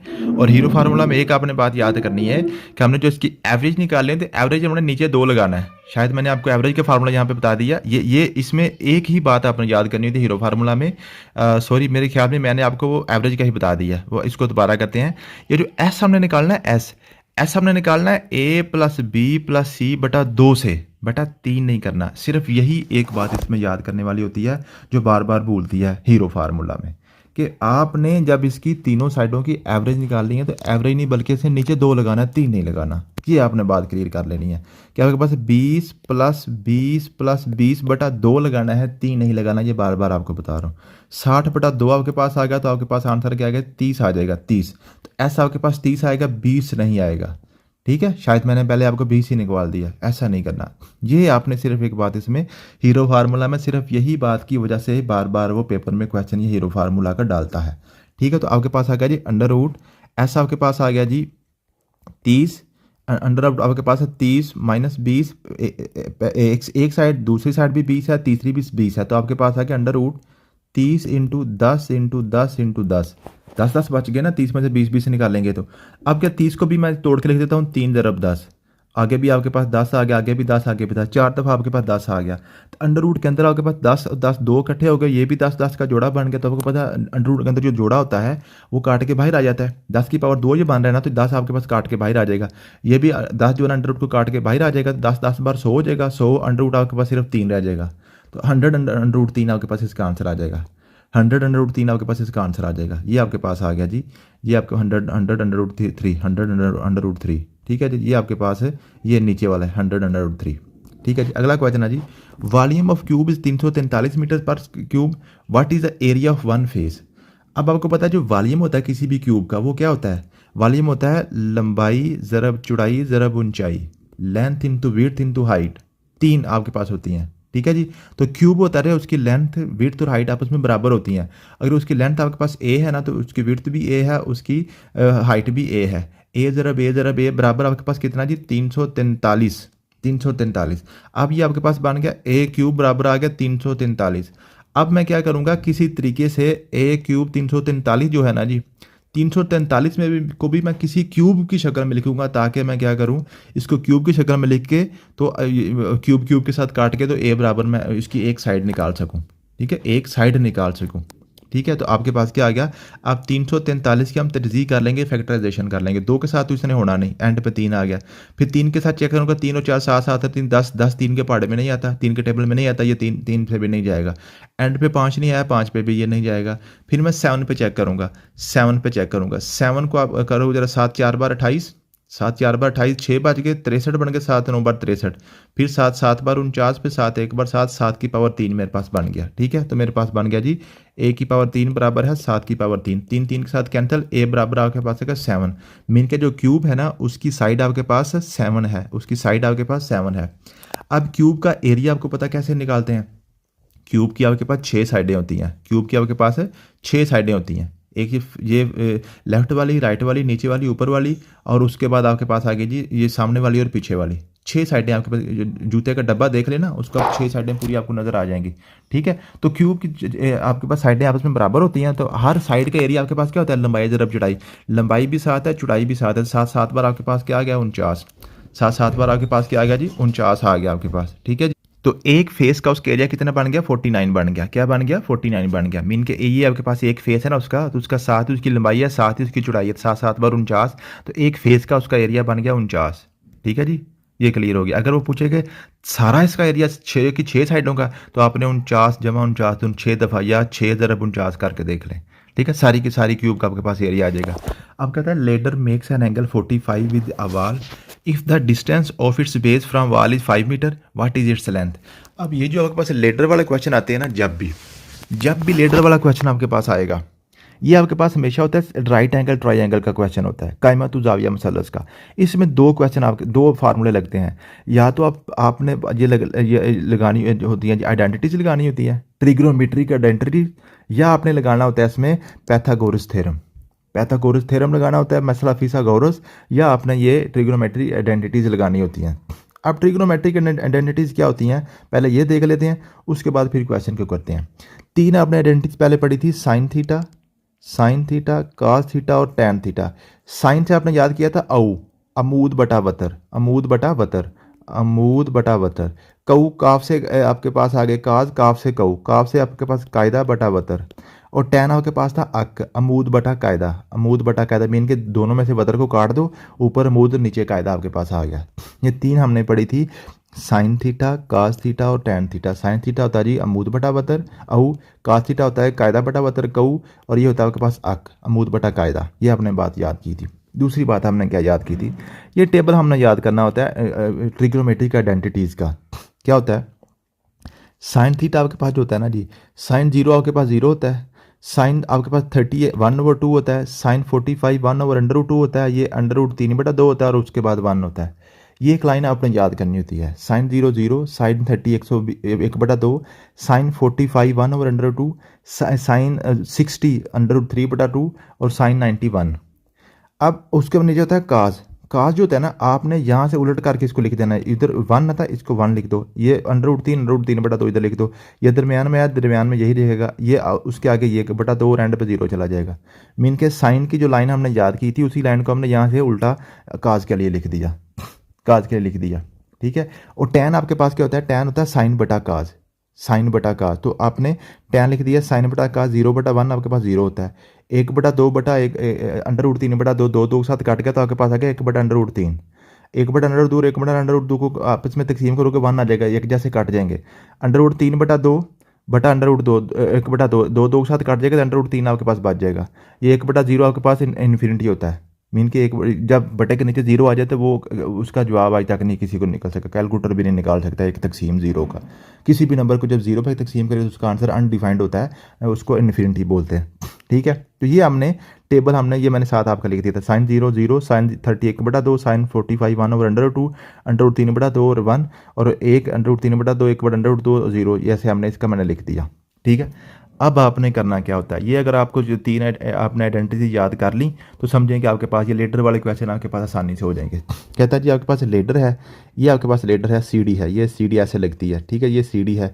लेडर विद अवाल, ये आपके पास दीवार है सामने, ये दीवार के साथ आपके पास लेडर लगी हुई है, ठीक है, ये ज़मीन है नीचे आपके पास। मेक्स एंगल 45 विद वाल, ये वाल है और ये लेडर है, दरमियान में एंगल बन रहा है 45 का, ठीक है जी। If its distance from its base from the wall is 5 metre, ये कहता है वाल और जो लेडर का बेस है इसके दरमियान फासला है 5 मीटर का, ठीक है जी। What is its length of the ladder, तो लेडर की कहता है लेंथ निकालो x, ये लेडर की लेंथ निकालो। अब आपने याद रखना है जो आपके पास एंगल होता है ना, जो भी एंगल जो आप जैसे यहाँ पे मेरे पास 45 का एंगल बन रहा है, एंगल के साथ जो जुड़ी हुई होती है ना जी, एंगल के 2 बाजू होते हैं ना जी, ये एक है और ये एक ये है। जो एंगल का 7 बाजू होता है वो आपके पास कायदा होता है, वो क्या होता है, कायदा होता है। और जो लाइन एंगल के बाजू के साथ नहीं होती, बिल्कुल उसके बिल्कुल सामने होती है, वो हमारे पास अमूद होता है, वो हमारे पास क्या होता है, अमूद होता है, अमूद होता है। अब मैंने निकालनी है ये वाली एक्स की वैल्यू, ये वाली एक्स, ये मेरे पास वतर है, ये मेरे पास वतर है, ये जो आपके पास इंक्लाइंड होती है हमेशा ये वतर ही होती है, लेडर में वतर ही आपका होगा, ठीक है। अब मैंने निकालनी है जी, अब मैंने वतर की लंबाई निकालनी है, तो मेरे पास क्या है जी, अमूद भी है और वतर भी है। कायदा मुझे कोई नहीं पता कितना है, कायदा उसने नहीं दिया हुआ, ठीक है। मेरे पास अमूद और वतर मेरे पास मौजूद है और मेरे पास ये एंगल भी मौजूद है, एंगल थीटा को कहते हैं। अब मैं देखूंगा कौन सी आइडेंटिटी थी जिसमें अमूद और वतर आते थे, ये औ आता था, तो साइन 45 डिग्री मेरे पास आ गया जी, अमूद बटा वतर 5/x, अमूद मेरे पास 5 है, एक्स मेरे पास है, वतर है, ठीक है। साइन 45 की कीमत मुझे पता है 1/√2 आती है, तो ये मैंने ये याद की हुई यहाँ पे, तो मेरे पास आ गया जी 1/√2 बराबर मेरे पास आ गया 5/x, 5/x। अब ये 5 उधर चला जाएगा, √2 इसके साथ आ जाएगा, तो x बराबर आ गया जी 5/√2, तो ये मेरे पास आंसर आ जाएगा 5/√2, 5/√2। तो मेरे पास ये सी वाला ऑप्शन मेरे पास क्लियर था। अगला क्वेश्चन कहता है जी, ये अगला पेपर शुरू हो गया आपके पास। Product of 2 number is 72 if 1 number is 9, अगला कौन सा होगा। सिंपल सी बात है कि कहता है जी एक नंबर 9 है और ज़रब करें तो 72 बनता है, तो 9 को किसके साथ ज़रब करें, 10 के साथ ज़रब करो 90 आते हैं, 8 के साथ ज़रब करो 72 आता है, तो ये 72 आपके पास सीधा हो गया। चारों का सब्स्टिट्यूट करके देख लीजिएगा, ठीक है, जिसके साथ ज़रब करें 72 आ जाए वो आपके पास आंसर है। The ratio of the ages of 2 students is 3:2, 1 is older than other boys 5 years, what is the age of the younger student. अब फिर वही आपके पास रेशियो क्वेश्चन आ गया आपके पास एज वाला, हमने इसको सब्स्टिट्यूट से करना है। कहता है जी 2 रेशो जो होना चाहिए स्टूडेंट्स के दरमियान रेशो है 3:2 की, 3:2 की, ठीक है। और जो आपके पास बड़ा है ना वो छोटे से 5 साल बड़ा है, छोटे से 5 साल बड़ा है। What is the age of the younger student, कहता है छोटे की एज क्या है इस वक्त। अगर छोटे की मैं लेता हूँ 5 साल, छोटे की मैं लेता हूँ 5 साल, दूसरे कितनी हो जाएगी आपके पास 10 हो जाएगी, क्योंकि 5 में वो 5 साल बड़ा है, उससे उसने लिखा हुआ है कि वो 5 साल बड़ा है, दूसरे की हो जाएगी 10 साल। अब देखो, अब 5 और 10 के दरमियान 3:2 बनती है, 5 एक बार 5, 5 2 बार 10, ये तो 1:2 बन रही है, 3:2 तो नहीं बन रही, ये गलत है। 10 को देखता हूँ, अगर छोटे की उम्र लेता हूँ 10, दूसरे की मेरे पास हो जाएगी 15, ठीक है, 5 साल का फ़र्क है ना। अब इसको 5 2 बार 10, 5 3 बार 15, देखें 3:2 आपकी पूरी बन रही है, 3:2 यहाँ पे बन रही है, ठीक है। मीन्स के 2 कंडीशन आपके पास होती हैं, दोनों कंडीशन आपने फुलफिल करनी होती है। इसमें 2 कंडीशन आपके पास कौन सी थी, एक आपके पास 5 साल वाली, 5 साल बड़ा है, और दूसरी आपके पास इसकी रेशो थी 3:2, ठीक है जी। मुझे उम्मीद है कि आपको एज वाले क्वेश्चन आप क्लियर हो गए होंगे, सब्स्टिट्यूशन से करने हैं। अगर कहता है जी a car travelling at speed 63 kilometre per hour what is the distance covered in 20 second. आप देखें ये जो आपके पास क्वेश्चन था ना जी, ये क्वेश्चन आपके पास जो इसमें एक तो फार्मूला अपने बेसिक याद करना होता है, डिस्टेंस बराबर होता है वेलोसिटी ज़रब टाइम, या आप याद करें एस हम फासले को भी कहते हैं, वेलोसिटी स्पीड को भी कहते हैं, स्पीड ज़रब आपके पास टाइम हो गया। ये फार्मूला होता है S is equal to V T, S equal to V है, D is equal to V T T, D V T से याद कर लें डी वी टी, ठीक है, D is equal to V T. Distance जो होता है वो आपके पास स्पीड ज़रब टाइम होता है। अब इसमें स्पीड भी आपको दी हुई है, टाइम भी आपको दिया हुआ है, डिस्टेंस उसने मांगा हुआ है, डी इजिकल टू वी ज़रब टी थी, तो सिंपल से नज़र आ रहा था। लेकिन ये इतना सिंपल क्वेश्चन है नहीं, क्योंकि उसने क्या किया, आपको स्पीड दे दिया किलोमीटर पर आवर में, ठीक है, और आपका टाइम दे दिया सेकंड में, और उसने जो आपके पास आंसर दिए हैं वो मीटर्स में दे दिए हैं। मीन के ये आपके पास क्वेश्चन क्या है जी, ये आपके पास बेसिकली यूनिट कन्वर्जन का क्वेश्चन है। यूनिट कन्वर्जन मैंने कल आपको बताई थी, आपने कैसे करनी है। एक आपके पास सबसे बड़ा होता है आपका इंटरनेशनल होता है जी मीटर, मीटर से बड़ा होता है किलोमीटर, मीटर से छोटा होता है आपके पास सेंटीमीटर। अब किलोमीटर से मीटर में जाने के लिए 1000 रुपया आपने लगाना होता है, 1000 का मल्टीप्लाई, मिलीमीटर से सेंटीमीटर में आपने 100 का लगाना होता है, सेंटीमीटर से मीटर में आए तो आपने बटे से नीचे से आना होता है, बटे में 100 कर दो, और मीटर से किलोमीटर में जाओगे तो बटे में 1000 कर दो, ठीक है। इसी तरीके से आपके पास होता है जी आपके पास होता है मिनट, मिनट से बड़ा होता है आवर, और मिनट से छोटा होता है आपके पास सेकंड। आवर से मिनट में जाते हो तो 60 के साथ मल्टीप्लाई करो, मिनट से सेकंड में जाते हो 60 से मल्टीप्लाई करो, एक मिनट में 60 सेकंड होते हैं ना। अब सेकंड से वापस मिनट में आना तो आप नीचे वाला 60 लगा दो, ऊपर वाला 60 को नीचे ले आओ। अब मिनट से वापस आवर में आना तो नीचे वाला 60 ऊपर वाला नीचे ले आओ, ठीक है। तो आपने ये कन्वर्जन सीख लेनी है, कहाँ से आपने कैसे कैसे किस चीज़ को करना है। अब ये कन्वर्जन अगर आपके माइंड में हुई तो आप आसानी से ये कर लोगे। कहते हैं जो कार की स्पीड है ना 36 किलोमीटर पर आवर है, आप टाइम आपके पास 20 सेकंड है, और उसने आंसर दिया हुआ मीटर्स में। इसका मतलब है हम इसको मीटर और सेकंड में कन्वर्ट कर लें, इसको बजाय इसके कि इसको हम आवर में कन्वर्ट करें फिर इसको किलोमीटर में करें, क्योंकि और इसको तो हम कर नहीं सकते क्योंकि ये हमारे आंसर्स हैं। इसका मतलब है ये जो मेरे पास है ना किलोमीटर पर आवर, इसको मैं सेकेंड और मीटर में कन्वर्ट कर लेता हूँ। मेरे पास लिखा हुआ है 36, साथ लिखा हुआ किलोमीटर, तो मैंने कन्वर्जन सीखी हुई है। किलोमीटर से जब मैंने मीटर में जाना है तो मैंने 1000 से मल्टीप्लाई करना है। इसका मतलब है मैं 36 को 1000 से मल्टीप्लाई करूँगा जब, तो मेरे पास ये मीटर में चला जाएगा, ठीक है। नीचे मेरे पास लिखा हुआ है आवर, आवर नीचे लिखा हुआ है मेरे पास आवर, तो आवर जो मैंने आवर से मैंने जाना है सेकंड में, आवर से मैंने जाना है सेकंड में, तो आवर से सेकंड में जाने के लिए मैं क्या करूँगा 60 दूंगा तो मैं यहाँ पे पहुँचूँगा, मिनट पे पहुँचूँगा, फिर 60 दूंगा मेरे पास मैं सेकंड पे पहुँच जाऊँगा। मीन के आवर से सेकंड में जाने के लिए 2 स्टेशन मुझे पार करने पड़ेंगे। 60 रुपये किराया दूंगा तो इस स्टेशन पे मिनट के स्टेशन पे पहुंचूंगा, फिर इस स्टेशन से मजीद किराया दूंगा तो सेकंड पे पहुंचूंगा। इसका मतलब है मुझे 60 और 60 2 दफ़ा मुझे इसके साथ करना पड़ेगा, मल्टीप्लाई करना पड़ेगा, ठीक है। अब यहाँ से बच्चे कन्फ्यूज़ कैसे होते हैं कि 36 किलोमीटर लिखा हुआ है ना, तो किलोमीटर का तो मैंने 1000 ऊपर इसको 1000 से मल्टीप्लाई कर दी। तो अब सारा आपने बताया था कि जब हमने आवर से मिनट में जाना है, मिनट से सेकंड में जाना है, 60 को मल्टीप्लाई करना, तो यहाँ पे आप 60 नीचे लेके आ रहे हैं, ये क्या मसला है, ठीक है। असल में ये है कि आप देखें 36 किलोमीटर है ना, और आवर ऑलरेडी नीचे है, मैंने आवर के साथ मल्टीप्लाई कर रहा हूँ, इसके साथ नहीं कर रहा हूँ, ठीक है। तो आवर मेरे पास ऑलरेडी नीचे है, किलोमीटर पर आवर है, तो मेरे पास आ गया 36 ज़रब मेरे पास आ गया 1000 बटा मेरे पास आ गया जी 3600 वैसे आता है, तो 60 ज़रब 60 ही आप कर लें, 60 2 दफ़ा, तो ये मेरे पास मीटर पर सेकंड मेरे पास बन गई, मीटर पर सेकंड की मेरे पास ये यूनिट बन गया। अब इसको काट लो, ये 0 से 0 के साथ कट जाएगा, ये 0 से 0 के साथ कट जाएगा, 2 0 कट के 6 एक बार 6 6 6 बार 36, 6 एक बार 6 6 एक बार 6, तो आपके पास सिर्फ बच गया 10। तो आपके पास जो कार की स्पीड है 10 मीटर पर सेकंड है, कार की स्पीड कितनी है 10 मीटर पर सेकंड। तो आपने टाइम कितना लगाया जी 20 सेकंड, तो 10 को 20 से मल्टीप्लाई करो, एस बराबर वी ज़रब टी है ना, तो वी आपके पास 10 आ गई है, टी आपके पास 20 है, 10 20 बार आपके पास 200, ये 200 मीटर आपके पास आंसर था। तो बेसिकली क्वेश्चन सिर्फ आपके इसमें कन्वर्जन पे ही आपके अटकता है।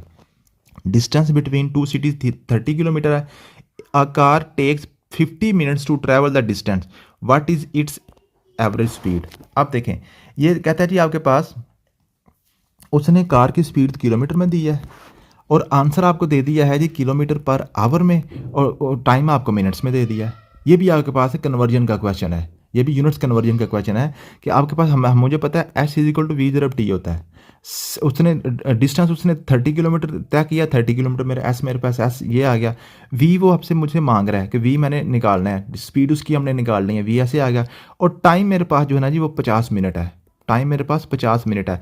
लेकिन अगर मैं क्या करूँगा, ये v मेरे पास इधर आ गया तो मेरे पास आएगा 30/50। ये मेरे पास किलोमीटर है, ये मेरे पास मिनट है। 30 किलोमीटर पर 50 मिनट। तो लेकिन वो तो मुझे आवर का मांग रहा है, वो मेरे पास आवर का मार रहा है। तो v मेरे पास आ रहा है 30/50। ऊपर मेरे पास किलोमीटर है, नीचे मेरे पास मिनट है। लेकिन वो आंसर मुझे किलोमीटर पर आवर पूछ रहा है।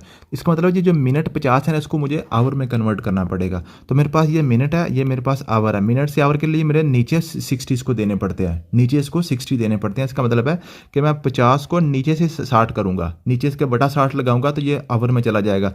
ये 0 0 के साथ कट गया, ठीक है, 0 0 के साथ कट गया तो मेरे पास आ गया 5/6। तो ये मेरे पास आ गया 5/6। 5/6 तो मेरे पास अब बन गया आवर। ये बटे का बटा ऊपर चला जाता है तो आपके पास आ गया जी 6 3 पर 18, 180/5 आ गया। अब 5 के साथ इसको काट दो, अब इसको 5 के साथ हम काट देंगे तो 5 3 बार 15, तो आपके पास 3 बार के 30, 5 6 बार 30 तो 36 किलोमीटर। तो 36 किलोमीटर पर आवर आपकी ये स्पीड आ गई, ठीक है। मीन के इसमें जस्ट क्वेश्चन का आपसे पूछना वो चाह रहा था कि क्या आपको ये 50 मिनट्स को आवर में कन्वर्ट करना आता है कि नहीं। तो 60 के साथ इसको डिवाइड करोगे ये घंटे में चला जाएगा। अगला क्वेश्चन है जी, इसको फैक्टराइज करो। इसको मैंने फैक्टराइज करना है तो कहता है इनमें से बताओ इसकी फैक्टराइजेशन क्या है, इसके दो जोड़े कौन कौन से बनते हैं। तो इसको सब्स्टिट्यूशन से करो, इनमें से इसको मल्टीप्लाई करो और देखो अगर आंसर ये वाला आता है तो ठीक है, फिर इसको करो, फिर इसको करो, फिर इसको करो। इनमें से जिसको भी मल्टीप्लाई करोगे इसमें से किसी एक का आंसर बिल्कुल एग्जैक्ट इसके बराबर आ जाएगा। जिसका इसके बराबर आ गया वो आपका आंसर करेक्ट होगा। ये भी सब्स्टिट्यूशन से करना है। इसको कहता है सिंप्लीफाई करो और इसका आंसर इनमें से देखो, ठीक है।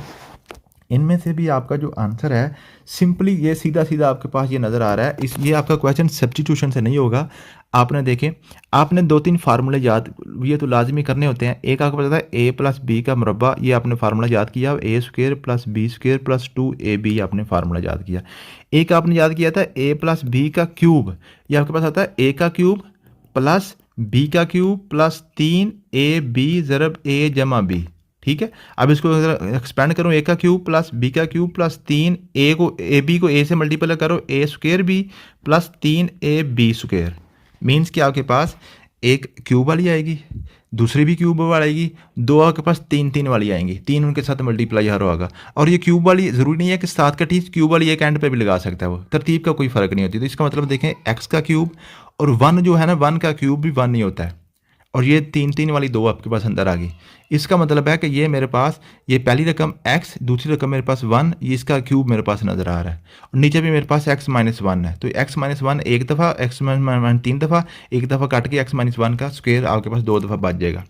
इस तरह के क्वेश्चन को आप हिट एंड ट्रायल से भी कर सकते हैं आप, यानी कि इसका समझ लें कि सीधा सीधा इसका 100% तुक्का भी होता है कि जो नीचे लिखा होता है ना x माइनस 1, समझो कि ऊपर भी वही उसका क्यूब बन रहा होता है, ठीक है। तो एक x माइनस 1 काट के तो x माइनस 1 का स्क्वायर आपके पास बच जाता है। ये क्वेश्चन आपके पास सीधा सीधा क्वेश्चन होता है, हमेशा ऐसे ही पूछता है, ठीक है जी। तो जो नीचे x माइनस 1 लिखा होता है आप समझो कि ऊपर भी उसी का ही क्यूब बनेगा और एक उसमें से काट देंगे तो स्क्वायर आपके पास बच जाएगा।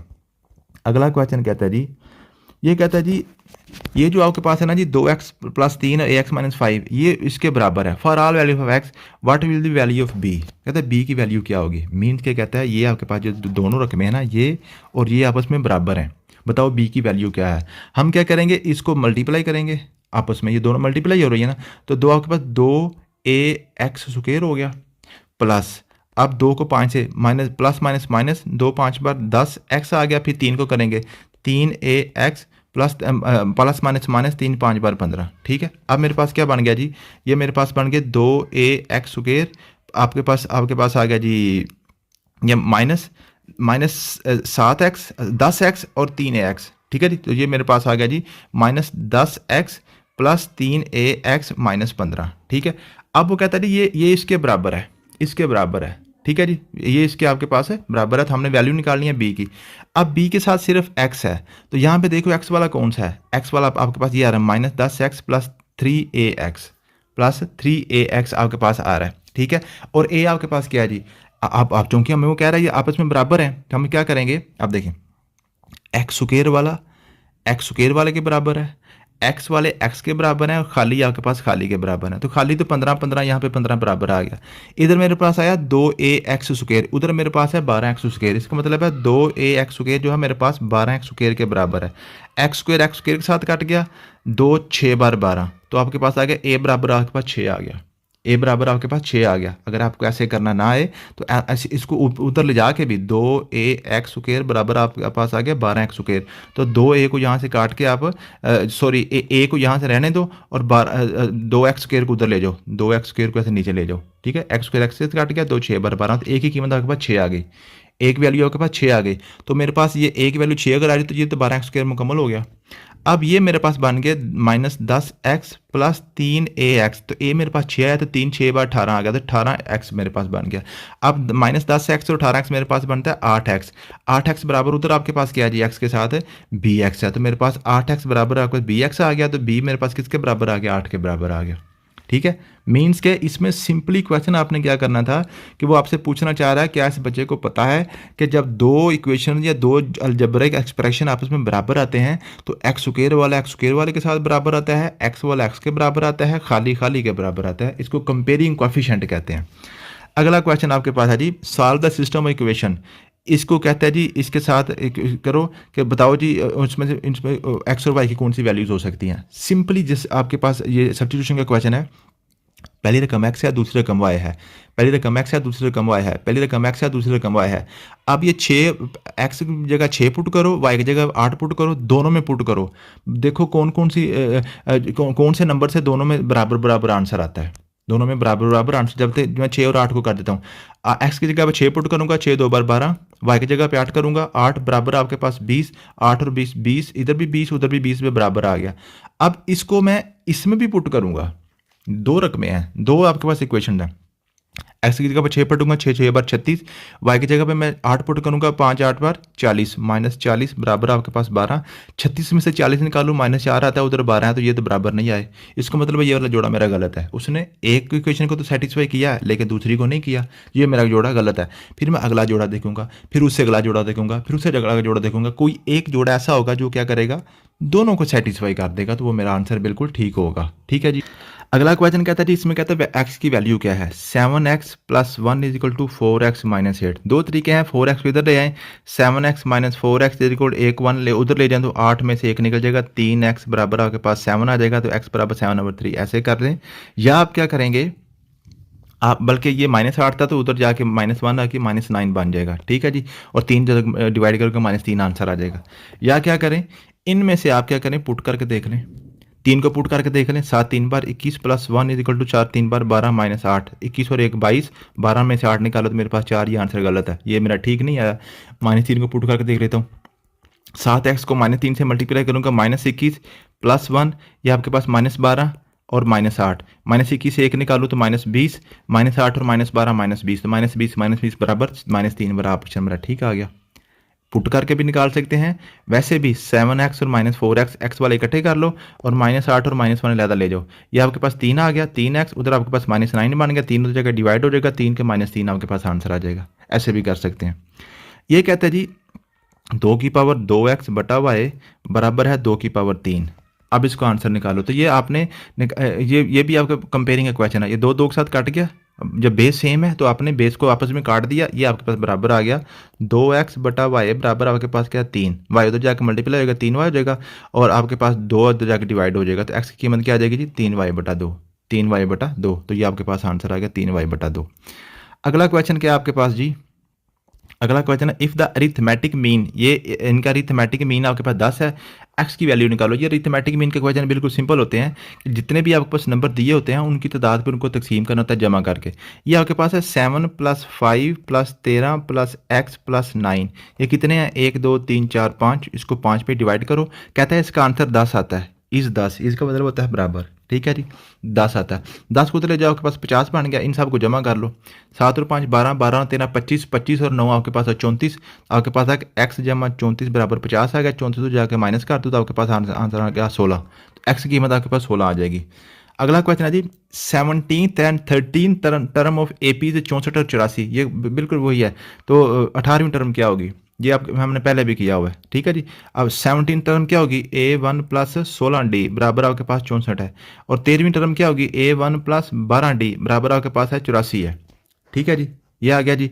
और 18वीं टर्म निकालो, तो 18वीं टर्म आपने क्या लें A1 + 17D आपने निकालना है। तो यहाँ से क्या करोगे आप, क्या इसको माइनस कर दो, A1 से कट गया, 16 में से 12 निकल गए तो आपके पास कितने का 4 डी बच गए, और 64 में से 24 से निकाल दो तो आपके पास आ गया जी 20 आ गया, -20 आ गया। तो 4 तो जाके डिवाइड हो जाएगा, तो डी आपके पास -5 आ गया, डी आपके पास -5 आ गया। तो इसमें से डी में -5 पुट करके तो आपके पास आंसर निकाल लो, ठीक है। A1 + 12D = 84 है ना, तो डी को -5 पुट करो, 12 5 बार 60 -60 -60 तो जाके आपके पास प्लस हो जाएगा, ठीक है। जो 84 में से आप 60 प्लस करो, 8 से 14 144 आपके पास आ गया, तो आपके पास 144 आ गया। A1 से हमने इसको स्टार्ट करना है, ठीक है जी। A1 से हम इसको स्टार्ट करेंगे, A1 से हम इसको क्या करेंगे जी, स्टार्ट करेंगे इसको A1 से। A1 भी आपके पास आ गया, डी भी आपके पास आ गया, A1 + 7D 17D आप इसके 18वीं टर्म आपको निकल आएगी। ये बड़ी डिटेल से पहले बात हो चुकी है, इसलिए मैंने इस क्वेश्चन को यहाँ पे वाइंड अप करूँगा। अगला कहता है जी AN-3 ये है, n के बराबर n+3 पुट करो। सिंपल सा क्वेश्चन ये आपके पास ये था। ये थोड़ा सा क्वेश्चन बार बार ये रिपीट होता है, लेकिन होता ही आसान है, इसमें कोई ऐसी चीज़ मुश्किल नहीं होती, लेकिन बच्चों को थोड़ी सी ना ये ऐसे लग रहा होता है कि सब्स्टिट्यूशन मुश्किल लग रही होती है। कहता है जी AN-3 बराबर है जी 2n-5। कहता है n बराबर n+3 पुट करो बस। अब a जहाँ पे n आया ना उसकी जगह पे n+3 पुट कर दो, -3 नाल वैसे के वैसे ही साथ। अब 2 n की जगह मैं n+3 पुट कर दूंगा, -5 साथ वैसे के वैसे ही, बस यही आपके पास काम था। an बराबर 3 3 के साथ कट गया, बराबर 2 को n से मल्टीप्लाई करो 2n, अब प्लस 2 3 बार 6 -5 वैसे के वैसे, तो 6 में से 1 निकालो, आपको 5 निकालो, 1 आ गया तो आपको पाएगा 2n+1। तो an बराबर आ गया जी 2n+1, यही उसने आपसे पूछा है, बस यही क्वेश्चन था। इसमें सिर्फ वो ये है कि आपको n की जगह n+3 सब्स्टिट्यूट करना आता है कि नहीं, पुट करना है बस। What is the sum of first 13th term of arithmetic progression if the first term is -10 and last term is 26? अब ये सम का क्वेश्चन आ गया, ये भी हमने बड़ी डिटेल से कल बात कर ली है। जो अरिथमेटिक प्रोग्रेशन का सम होता है ना, S of n बराबर होता है n/2 into first term plus last term, ठीक है। ये हमने कल पढ़ लिया था। n आपके पास कितना है जी 13 है, 13 टर्म है, 13/2। पहली टर्म कौन सी है जी, फर्स्ट टर्म -10 है, -10 आ गई, प्लस आखिरी टर्म कौन सी 26 है, आपकी टर्म आखिरी 26 आ गई, ठीक है। आपके पास आ गया 13/2 -10 जमा 26, आपके पास कितना बढ़ गया 16 बढ़ गया, 2 8 बार 16 और 13 को 8 से मल्टीप्लाई कर लो, 13 को 8 से मल्टीप्लाई कर लो तो आपके पास आंसर आ जाएगा। सिंपल सा क्वेश्चन था, इसमें कोई ऐसी मुश्किल चीज़ नहीं है। फिर लेडर वाला क्वेश्चन आ गया। अ लेडर 15 मीटर लॉन्ग है, just reach the top of vertical wall if the ladder makes an angle of 60 with the ground. अब इसमें सिर्फ आपने एंगल को देखना होता है कि एंगल किसके साथ वो कह रहा है। ये लेडर है, ये वाल है, ये हमारे पास ग्राउंड है, ठीक है। अब एंगल ग्राउंड के साथ कह रहा है 60 मीटर का, ये ग्राउंड है 60 डिग्री का। पहले उसने क्या किया था, ऊपर वाले क्वेश्चन में एंगल विद वाल बोला था, हमने ये वाल के साथ इसका एंगल बनाया था, बस यही इसमें मुश्किल चीज़ होती है और कुछ भी नहीं होता, ठीक है। और लेडर की हाइट की लॉन्ग कितनी है 15 मीटर है, ठीक है जी। तो अब क्या कहता है जी, reach the top of if the ladder makes angle 60 what then the height of wall, ये हाइट ऑफ वाल पूछ रहा है, ये एक्स पूछ रहा है आपसे।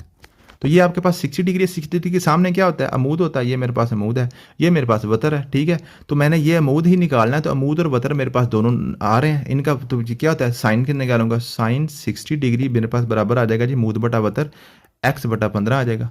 तो साइन 60 की मतलब मेरे पास 3/2 होती है, मैंने याद की हुई है, तो ये 15 इधर आ जाएगा, 15 होल 3/2 आपके पास x की कीमत आ जाएगी। तो यही उसने आपके ऑप्शन में दिया हुआ है। सिंपल सी क्वेश्चन था, सिर्फ आपसे ये पूछना चाह रहा था कि आपको पता चलता है वाला कि एंगल कहाँ पे लगाना है और साइन 60 आपने यूज़ कैसे करना है। इनके दरमियान कहता है डिस्टेंस 4 है, तो इसका बताओ जी क्यू की वैल्यू क्या होगी। डिस्टेंस फार्मूला मैंने आपको कल बताया था, डिस्टेंस फार्मूला x2 - x1 का स्क्वायर प्लस y2 - y1 का स्क्वायर। x1 आपके पास 7 है और आपके पास y1 क्यू है, x2 3 है, y2 आपके पास 4 है। कीमतें पुट कर दो बस, आपके पास x2 आपके पास 3 है और ये आपके पास 4 आ गया, 3 - 7, ठीक है जी। और उसके बाद प्लस आपके पास क्या आ गया जी, ये y2 आपके पास 4 है, 4 - क्यू, ठीक है जी। तो आपके पास क्या आ गया जी, ये आपके पास आ गया जी, अंदर आपके पास इसका जजर लेना है और उधर आपके पास क्या आ गया जी, ये और इसका कहता है आंसर आपके पास 4 आता है, आंसर आपके पास क्या आता है 4 आता है। डिस्टेंस फार्मूला सिर्फ आपने यहाँ पे लगाना है, डिस्टेंस फार्मूला लगा के आप क्यू की वैल्यू निकालोगे। सिंपल, आपने उसमें कोई ऐसी चीज़ नहीं है। x1 y1 x2 y2 बराबर 4 है, ठीक है। तो डिस्टेंस फार्मूला के पहले बात हो चुकी है, इसलिए मैं इसलिए अब वाइंड अप कर रहा हूँ, इतना टाइम नहीं लगाऊंगा। वॉल्यूम ऑफ कोन, अब ये नया आपके पास टॉपिक आया वॉल्यूम ऑफ कोन वाला। अब ये क्या होता है, सबसे पहले अपने बात याद स्टार्ट हम करते हैं ठीक सर्कल से। ये आपके पास सर्कल होता है, ये सर्कल होता है। सर्कल का जो आपके पास सरकमफेरेंस होता है ना, जो इसकी बाउंड्री होती है, जो हम पेरीमीटर कहते हैं दूसरी शक्लों के हवाले से, ठीक है, इसको हम सरकमफेरेंस कहते हैं। ये होता है 2 पाई आर के बराबर होता है, 2 पाई आर। और जो इसका अंदर एरिया होता है ना, ये आपके पास आता है पाई आर स्क्वेयर, ठीक है। अब ये मेरे पास एक सर्कल है फॉर एग्जाम्पल, ठीक है, इसका हो गया जी पाई आर स्क्वेयर। अब एक और सर्कल मैंने इसके ऊपर रख दिया, ठीक है, जैसे आपने बच्चों की चूड़ियाँ देखी है ना, बेंगल्स, एक बेंगल नीचे रखी, ठीक है, उसका एरिया आपके पास आ गया पाई आर स्क्वेयर। अब एक और मैंने उसके ऊपर बेंगल रख दी, ठीक है, तो ये मेरे पास 2 पाई आर स्क्वेयर हो गया जी, दो हो गई ना जी, दो बेंगल तो हो गई हैं। अब मैंने एक और बेंगल इसके ऊपर रख दी, एक और रख दी, एक और रख दी, एक और रख दी, कि रखते रखते रखते रखते रखते रखते ऐसे मेरे पास पूरा एक सिलेंडर सा बन गया, एक पूरा गुच्छा बन जाता है बेंगल्स का। तो अब बेंगल्स गिननी मेरे पास जो है ना जी, वो मेरे पास पॉसिबल नहीं है कि बेंगल्स के हैं कितनी, 10 20 50 2000 10,000 में इतनी बड़ी बड़ी बड़ी ज़्यादा रख दी, ठीक है। तो फिर मैं क्या करता हूँ, इन बेंगल्स को गिनने की बजाय मैं क्या करता हूँ, इनकी हाइट काउंट कर लेता हूँ। तो मीन्स के तो ये एक सिलेंडर बन जाता है, ये क्या क्या बन जाता है, एक सिलेंडर बन जाता है। तो सिलेंडर का जो एरिया होता है उसको हम वॉल्यूम बोलते हैं। तो पाई आर स्क्वायर और साथ एच होता है, जितनी इसकी हाइट होती है, ठीक है। अब ये आपके पास एक सिलेंडर ऐसे होता है, ऐसे सिलेंडर आपके पास बन जाता है ना, ये देखो, ये आपके पास सिलेंडर होता है, ऐसे सिलेंडर होता है ना जी। अब इस सिलेंडर को अगर हम ऐसे इसकी कोण बनाएं, एक ऐसे कर दें और इसमें से ऐसे मैं ऐसे करूं, अब देखो इसमें क्या आ रहा है, एक ये कोण बन रही है इसमें से, एक ये कोण आपके पास बन रही है इसमें से, और एक ये डॉटेड वाली कोण बन रही है। मीन कि अगर एक सिलेंडर को हम कोण में काटें तो उसमें 3 कोनें बनती हैं, 3 कोनें बनती हैं। तो इसमें अगर एक कोण का मैं वॉल्यूम निकालूं तो फिर सिलेंडर के तीसरे हिस्से के बराबर होगा, 3 हो गए ना, ठीक है। तो कोण जो होती है, कोण इस तरीके से आपके पास होती है, ये आपके पास ऐसे आपके पास कोण होती है, ठीक है, या ऐसे आपके पास कोण होती है, नीचे को होती है ऐसे, ऊपर कर लो नीचे को कर लो, तो कोण होती है सिलेंडर का तीसरा हिस्सा होती है। तो सिलेंडर का वॉल्यूम हमारे पास क्या होता है, पाई आर स्क्वायर एच, और कोण क्या हो जाएगा, उसको 3 पे डिवाइड कर दो, 1/3 हो जाएगा। जैसे हमारे पास रेक्टेंगल का फार्मूला होता है ना जी, बेस इंटू हाइट, तो हम जो ट्राइंगल क्या करते हैं, उसको 2 पे तकसीम कर देते हैं, ट्राइंगल बन जाती है, आधी हो जाती है ना। इसी तरीके से कोण वाला भी आपने इस तरीके से बस याद कर लेना, 1/3 पाई आर स्क्वायर एच, ठीक है। अब देखें कहता है जी, volume of cone is with radius 10 and height 30 centimetre. Radius क्या था जी आपके पास 10 है और हाइट उसकी 30 सेंटीमीटर है। तो हमें पता है वॉल्यूम का फार्मूला क्या होता है, 1/3 पाई आर स्क्वायर एच, ठीक है जी। 1/3 पाई आर स्क्वायर, रेडियस 10 है, 10 का स्केयर आपके पास 100 वो बन गया, एच आपके पास 30 है, आपके पास 30 आ गया, ठीक है। तो आपके पास क्या बन गया जी, 100 को 3 से मल्टीप्लाई करो तो 3000 बन गया, ठीक है जी। ये बल्कि 3 से 3 एक बार 3 3 10 बार 30 का मैं इसको काट दिया, तो 100 को 10 से मल्टीप्लाई करो, 1000 आ गया, 1000 पाई। तो 1000 पाई यहाँ पे इसने दिया हुआ था आंसर, ये 1000 पाई, ठीक है जी। ये इस तरीके से आपने इसका आंसर निकाल लेना है, ठीक है जी। अगला क्वेश्चन हम देखते हैं, if a cone has radius 6 centimetre है, वॉल्यूम उसका ये है, हाइट निकालो। सिंपल सी बात है, आपके पास वॉल्यूम आपके पास आ गया 1/3 पाई आर स्क्वायर एच, ठीक है। वॉल्यूम उसने दिया हुआ है 216 पाई, ठीक है। और उसके बाद 1/3 पाई आर, रेडियस ने दिया हुआ है 6, तो आर का स्केयर आपके पास क्या बन गया, 36 बन गया। एच हमने फाइंड करना, एच को एच ही रहने दो, ठीक है। अब आपके पास क्या बन गया, 3 एक बार 3 3 12 बार 36, ये पाई पाई के साथ कैंसिल हो गया, तो आपके पास बन गया 216 बटा इधर से 12 आएगा, 12 बराबर आपके पास आ गया एच। अब इसको 12 से काट दो, आपके पास एच की वैल्यू आ जाएगी, ठीक है। सिंपल है, आपके पास इस तरह आसान नहीं होता, जो मुश्किल नहीं होता, सिर्फ यही पूछना चाह रहा है कि आपको कौन के वॉल्यूम को फार्मूला आता है कि नहीं। रेक्टेंगल है जी, उसकी विड्थ ये है और लेंथ ये है, एरिया निकालो। तो सिंपल सी बात है, लंबाई दरब चौड़ाई आपके पास एरिया आ जाता है। अगला क्वेश्चन आपके पास था जी, what is the term is 290। कहता है जी, ये जो 290 है ना, ये कौन सी टर्म है, 12वीं है, 13वीं है, 21वीं है, 33वीं है।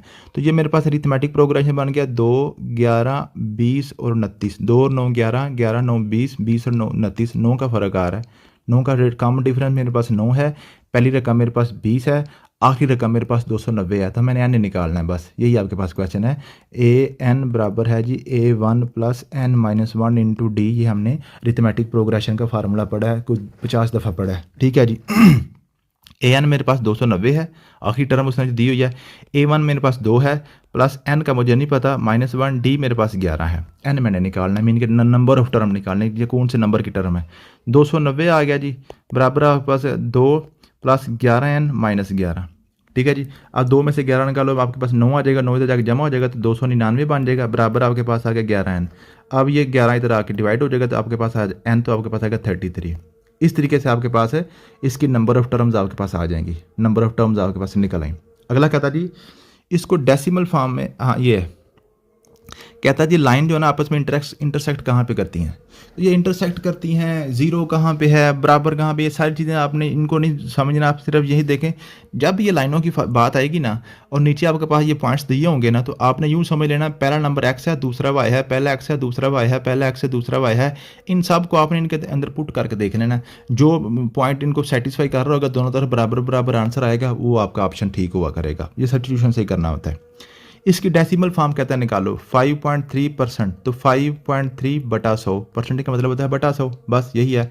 आपसे ये पूछना चाह रहा है कि आज बच्चे को पता है कि जो नीचे 2 जीरो होते हैं इसको जब खत्म करें तो ऊपर डेसिमल कैसे लगता है, तो ये जो आपके पास होता है 5.3 बटा 100।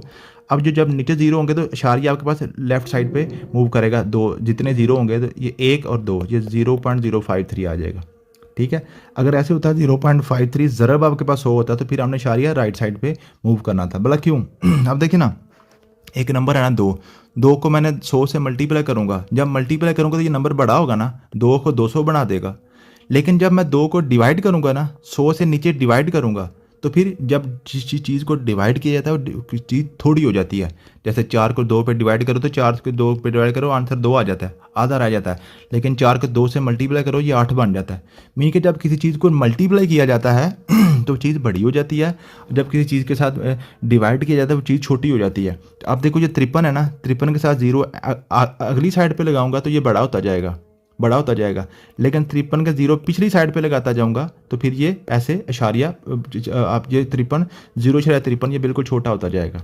इस तरीके से आप ये दिखा रहे हैं। तो 5.3 बटा 100 था, 2 जीरो आपने काटने हैं, इशारिया 1 और 2 नंबर छोड़ के 2 नंबर दूसरा नंबर 0 लगाए तो इशारे यहाँ पे ले आएंगे। ये आपके पास डेसिमल फॉर्म थी, जिसको कहता है जी आप डेसिमल में कन्वर्ट करो बाइनरी को। तो आपको मैंने बाइनरी को डेसिमल में कन्वर्जन सिखाई हुई है, आपका नंबर सिस्टम पूरा करवाया था। ये 1 को 2 से मल्टीप्लाई करो, जमा 0 को 2 से मल्टीप्लाई करो, जमा 1 को 2 से मल्टीप्लाई करो, जमा 0 को 2 से मल्टीप्लाई करो, जमा 0 को 2 से मल्टीप्लाई, जितने भी नंबर हैं सबको 2 से मल्टीप्लाई कर दो। फिर एंड से 2 की पावर 0, फिर 1, फिर 2, फिर 3, फिर 4, ऐसे 2 की पावर 4 का मतलब क्या होता है 16। अब 0 के साथ मल्टीप्लाई करो सारा का 0, ये 2 की पावर 2 का मतलब क्या होता है 4, जमा इसको 0 के साथ मल्टीप्लाई करोगे 0, इसको भी 0 से मल्टीप्लाई करोगे 0, 16 और 4 आपके पास आ गया 20। तो ये आपके पास डेसिमल फॉर्म में 20 आ गया। अगला क्वेश्चन था जी सॉल्व, इसके लिए इसको सॉल्व करो। ये बिल्कुल वही सब्स्टिट्यूशन का क्वेश्चन है, चाहे इसको एक्स को उधर ले जाओ, ठीक है जी, 15 में से 5 निकाल के 10 2 पे डिवाइड करके आपके निकाल लो 5, या इसको पुट करके देख लो कौन सी नंबर से क्वेश्चन सेटिस्फाई हो रही है। इनक्वालिटी भी कहता है जी, तो ये बिल्कुल सेम वही है, 2x - 7 बराबर 5 है, तो 7 उधर ले जाओ, सॉरी ये इनक्वालिटी है, ठीक है। तो 2x बराबर आ गया जी 7 उधर जाकर प्लस हो जाएगा 12 हो जाएगा, तो 2 उधर जाकर डिवाइड हो जाएगा, तो x < 6 आ जाएगा। मीन का ये जो आपके पास अंदर ये रकम होती है, जो इनक्वालिटी होती है ना, ये जो इलामत है, इसको आपने नहीं चेंज करना होता, बाकी आप वही सारा काम करना है, इधर से माइनस उधर से प्लस जाके इधर वाला ज़रा उधर जाकर तकसीम हो जाएगा, वही काम जो बराबर में आप करते हैं। ये एक्स वेरीज इन्वर्सली, ये वही आप हो गया जी, एक्स और वाई की दो कीमतें हमको दी हुई हैं, वाई और एक्स। वाई आपके पास 2 है, एक्स आपके पास 1 है, फिर वाई आपके पास 6 हो गया, एक्स आपने निकालना है, ठीक है। एक्स को हम टी रख लें, टी रख लें, टी रख लें, ठीक है। और वो क्या क्या कह रहा है, इन्वर्सली जा रहे हैं, इन्वर्सली जा रहे हैं, तो आपके तीर उल्टे आ जाएंगे। बस इसके आगे आपने कर लेंगे, मुझे उम्मीद है कि आप, ये मैंने आपको टॉपिक पहले करवाया हुआ है। ये आपके पास है जी, if X and Y are positive real numbers, X Y बराबर 8 है, minimum value of 2x + y क्या हो सकती है। अब ये जो क्वेश्चन है जी, इसको आप वही आप कॉमन सेंस से करें। कहता है जी एक्स और वाई जो है ना जी, 2 पॉजिटिव रियल नंबर्स हैं, दोनों को ज़रब करो तो 8 बनता है, दोनों को ज़रब करो तो 8 बनता है। मीन के अगर मेरे पास नंबर्स कौन से हैं, मेरे पास 9 तो डिजिट्स होते हैं, 10 डिजिट्स होते हैं।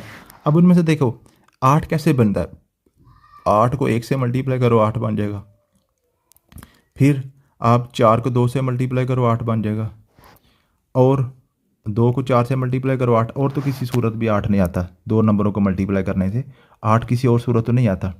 अब इसमें देख लो आपके पास ये है जी, यहाँ पे आपके पास 1 और 8 का जोड़ा बन सकता है, 8 और 1 का जोड़ा बन सकता है, 4 और 2 का जोड़, 2 और 4 का, बस यही आपके पास दो जोड़े बन सकते हैं।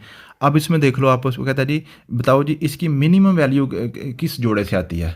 अब x 1 रख लो, y 8 रख लो, तो 2 एक बार 2 और 8 आपके पास 12 आ गया। एक्स 8 रख लो, वाई 1 रख लो, तो आपके पास 8 2 बार 16 और एक आपके पास 17 आ गया। अब 4 और 2 का देख लो, एक्स 4 रख लो, 2 4 बार 8 जमा वाई 2 रख लो, 8 और 2 10 बन गए। और एक्स को आप 2 रख लो, 2 2 बार 4 जमा वाई आपका 4 रख लो, तो 4 4 8। तो आपके पास ये जो है 2 और 4 वाला जोड़ा जो है, इससे इसकी सबसे कम वैल्यू 8 आ सकती है। तो ये इसकी कम से कम वैल्यू आपने मिनिमम वैल्यू 8 निकाल ली। ठीक है जी, ये कॉमन सेंस के क्वेश्चन होते हैं। इसको कहते हैं जी A X square plus B S के, इसका relation among A B C. तो ए बी सी का जब भी रिलेशन आपसे पूछेगा ना, तो आपसे वो इसकी जो है ना जी कॉमन डिफरेंस पूछ रहा होता है। B square minus 4ac, B square minus 4ac जो आपको मैंने कॉमन डिफरेंस पढ़ाया था सेकंड डिग्री इक्वेशन में। तो ये ए बी सी बराबर 1, ये भी गलत, बी स्क्र ये भी गलत, B square minus 4ac। B square बराबर 4ac लिखा हुआ इसने चक्कर देने के लिए, इधर आकर माइनस हो जाएगा, बी स्क्र माइनस 4ac बराबर 0। ठीक है जी, ऐसे आप इसको कर लेंगे।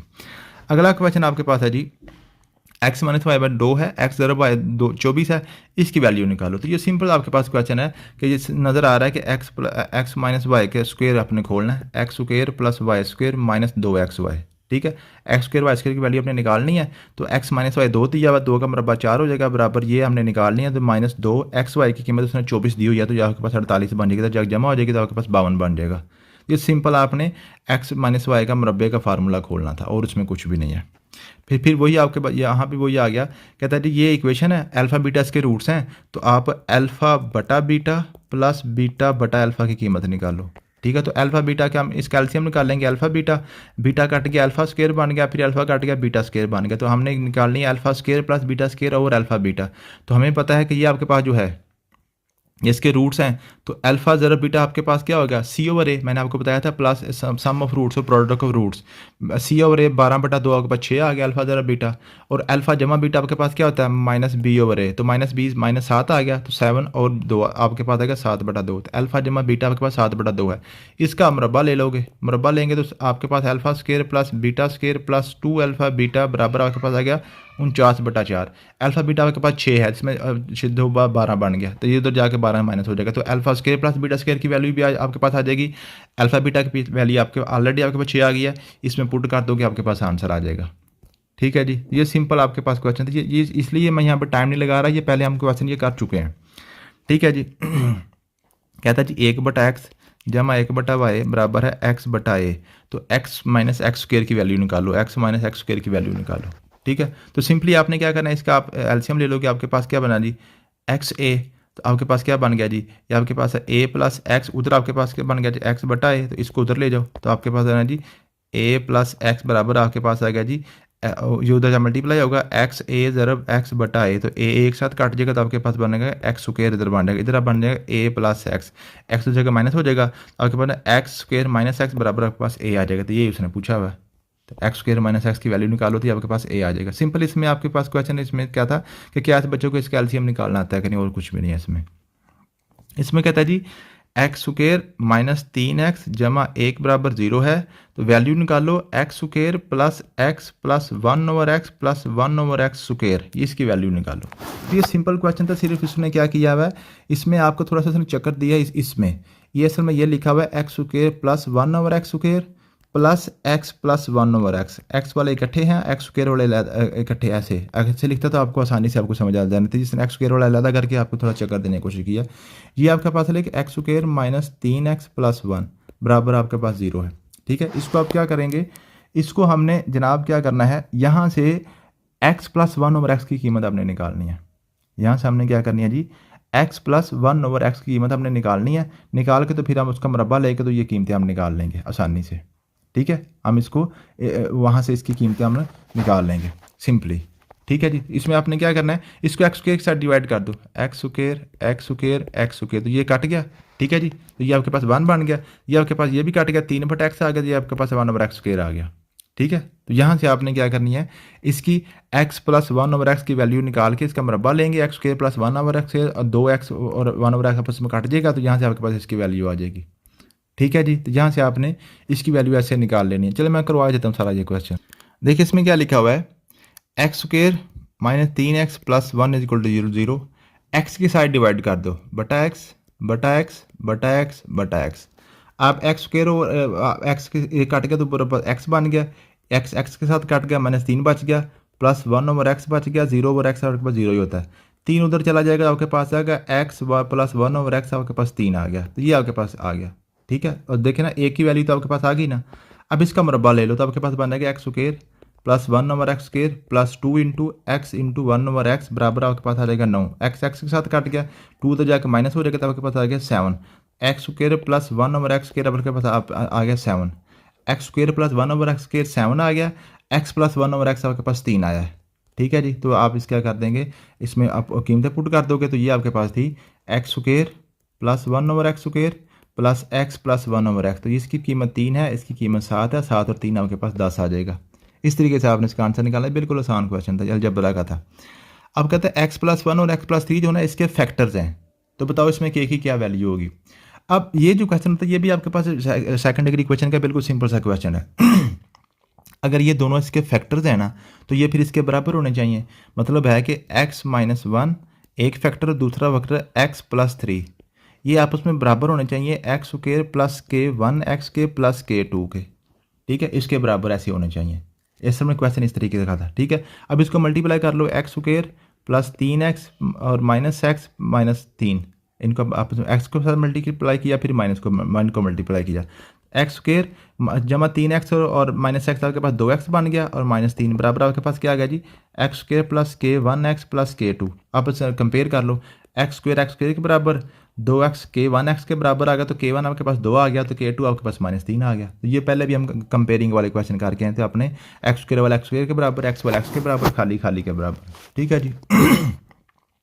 400% of number is equal to 2/3 of another number.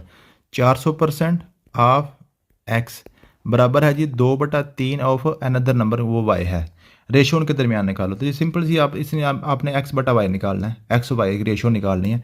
400% के 400/100 ज़रब आपके पास एक्स आ गया, बराबर आ गया 2/3, साथ आ गया वाई, 2 0 2 0 कट गए, आपके पास 4x आ गया, 4x बराबर आ गया जी 2/3 वाई। अब वाई इधर ले आओ, वाई इधर नीचे आ गया, और 4 उधर जाके डिवाइड हो जाएगा, तो आपके पास 4 3 बार 12, 2 1 बार 2 2 6 बार 12, 1:6 आपके पास आएगी इसकी इन दोनों के दरमियान। ठीक है जी, इनके वजह से हमने एक्स बटा वाई निकालनी थी, इनकी रेशो हमने निकालनी थी सिर्फ। ठीक है जी। ये क्या जी, इसमें जी 5/3, 7:3, 2/1 रेशो कोई भी नहीं है, तो इसमें नन ऑफ दीज कर लेंगे। ठीक है, तो दोबारा करके देख लें, शायद इनमें से कोई आ जाए। सॉरी 400 नहीं, 40 था, 40%, 40/100 ऑफ एक्स बराबर है जी 2/3, 2/3 ओवर वाई। 1 0 0 7 कट गया, 4 1 बार 4 4 5 बार 10, 2 2 बार 4 2 5 बार 2/5 है। ठीक है, तो 2/5 एक्स बराबर आ गया 2/3 वाई, ऐसे होगा। ठीक है, वाई इधर ले आओगे, एक्स बटा वाई बन जाएगा, 5 उधर जाकर 5 2 बार 10, 2 3 बार 6, तो अब हम करेंगे 2 3 बार 6, 2 5 बार 10, 5/3, 5:3 देखें आपको नजर आ रही है यहाँ पे ऑप्शन में, 5:3 आपके पास आ जाएगी। अगला जी, what is the sum of the first 17 terms of arithmetic progression. First term 20 है, आखिरी टर्म 28 है, तो वही आपके पास एस एन बराबर आ गया n/2 a प्लस एल, पहली और आखिरी टर्म। ठीक है, तो n आपके पास यहाँ पे 17 है, वही क्वेश्चन है। What is the volume of cylinder with radius 4 है, हाइट 2 है, तो वॉल्यूम ऑफ सिलेंडर आपके पास पता है पाई आर स्क्वायर एच होता है, तो आर स्क्वायर आपके पास आर अगर 4 आ गया और हाइट आपके पास 2 आ गई, तो आपके पास पाई की कीमत 22/7 या 3.14 पुट कर लीजिएगा। ठीक हो गया जी। अगला क्वेश्चन है जी, if the total surface area of cube is 864 centimetre, find the volume of the cube. ठीक है जी, तो टोटल सरफेस एरिया आपके पास क्या होता है 6s square, 6s square mean के उसकी जो क्यूब होता है ना, उसकी लंबाई चौड़ाई बराबर होती है, 6s स्क्वायर होता है। यहाँ से आप s निकालोगे, फिर उसका वॉल्यूम निकाल लोगे, तो s क्या, s क्यूब आपके पास वॉल्यूम होता है, लंबाई दरब चौड़ाई दरब ऊंचाई। ठीक है जी। अब अगला क्वेश्चन आपके पास है जी, high speed train travel that speed 200 kilometre per hour. If the train sets off from station 12 बजे निकली है और यहाँ पे पहुंची है, डिस्टेंस बताओ। अब इसमें उसने डायरेक्ट टाइम नहीं दिया, टाइम उसने ये दे दिए हैं 12:24 और 14:12। तो आप क्या करोगे, 14:12 को 12:24 से माइनस कर दोगे, और यहाँ से आपका टोटल उसका टाइम निकल आएगा। ठीक है, 12 में से 24 निकले, यहाँ से 1 घंटा ले लो, तो आपके पास ये बन जाएंगे 72 मिनट्स बन जाएंगे। 72 मिनट्स में से आप 24 निकालो, 48 मिनट बन गए। यहाँ 13 में से 12 निकालो, 1 घंटा 48 मिनट आपके पास बन गए। ठीक है, अब 1 घंटा 48 मिनट में आप क्या करेंगे, एक तो आपके पास घंटा है, लेकिन 48 मिनट को 60 पे तकसीम करके इसको भी घंटे में तकसीम कन्वर्ट करोगे, टोटल टाइम आप घंटे में कर लोगे, आवर में। फिर आप क्या करोगे, S is equal to V ज़रब टी का फार्मूला लगा के इसके आप इसका फासला निकल आएगा। अगला जी, dimensions of rectangular plot of ये हैं जी दो ये आपके पास 28.3 लंबा है और 58.7 अब चौड़ा है। पेरीमीटर निकालो, तो पेरीमीटर क्या होता है, लंबाई जमा चौड़ाई ज़रब दो, ये चारों साइडें होती है ना, चारों को जमा करना होता है, ठीक है जी। तो ये आप इसका पेरीमीटर निकल आएगा। 30 वर्कर वर्किंग टू, ये आपके पास सिंपल आपके पास जो है प्रोपोर्शन का क्वेश्चन है। 30 वर्कर्स हैं, वर्कर्स आपके पास आ गया जी, आवर्स आ गए, और आपके पास आ गया जी यूनिट्स आ गए और डेज आ गए, ठीक है जी। 30 वर्कर्स हैं, आवर्स 8 हैं, प्रोड्यूस 300 यूनिट्स कर रहे हैं, और डेज आपके पास 20 हैं। आगे जी, how many will 32 worker produce 200 units 200 हो गए, वर्किंग 10 आवर, ठीक है जी। पर डे आपके पास आ गया जी 32 worker produce working day per day कितने दिन, तो दिन आपके पास एक्स आ गया। ये आपके पास तीर ऊपर हो गया, बाकी तीर आपने इसके मुताबिक लगाने हैं, ठीक है। लगा के इसका आंसर कर देंगे, इसको मैं नहीं करवाऊंगा क्योंकि ये मैंने पहले काफ़ी दफ़ा करवा दिया हुआ है। ये आपके पास हो गया जी एफ वाई बराबर 2x है, जेड बराबर 5y है, एक्स बराबर 1 है, इसकी कीमत मालूम करो। तो सिंपल सी आपके पास है, चूँकि y बराबर है 2x, ठीक है जी, तो z बराबर आपके पास 5y है ना, 5y की जगह पे 2x पुट कर दो, तो 10x बन गया। z बराबर आपके पास 10x बन गया, ठीक है जी। तो x की कीमत 1 है, तो आपके पास क्या आ गया जी, z बराबर 10 आ गया, z बराबर 10 आ गया, 10 एक बार 10, x की कीमत आपके पास 1 आ गई। अब सिर्फ वाई रह गई है, तो वाई की आप 1 पुट कर दो, तो वाई बराबर आपके पास 2 आ गया, 2 1 10 आपके पास। इस तरीके से आप आंसर निकालोगे, इसमें पुट कर दो, सिर्फ एक्स वाई की जेड की कीमतें सिर्फ पुट करनी है।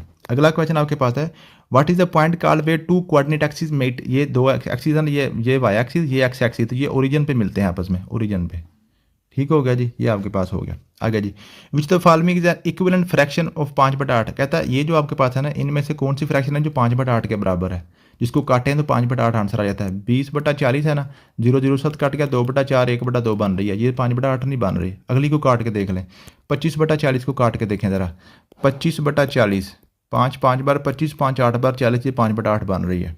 ये आपके पास इसका आंसर था। Find the volume of the expression, value of इसके, ये आपके पास है जी बॉर्ड मैथ का क्वेश्चन है। पहले ब्रैकेट को सॉल्व करो, फिर डिवीजन को, फिर मल्टीप्लिकेशन, फिर एडिशन, फिर सब्ट्रैक्शन को। बॉर्ड मैथ का क्वेश्चन था।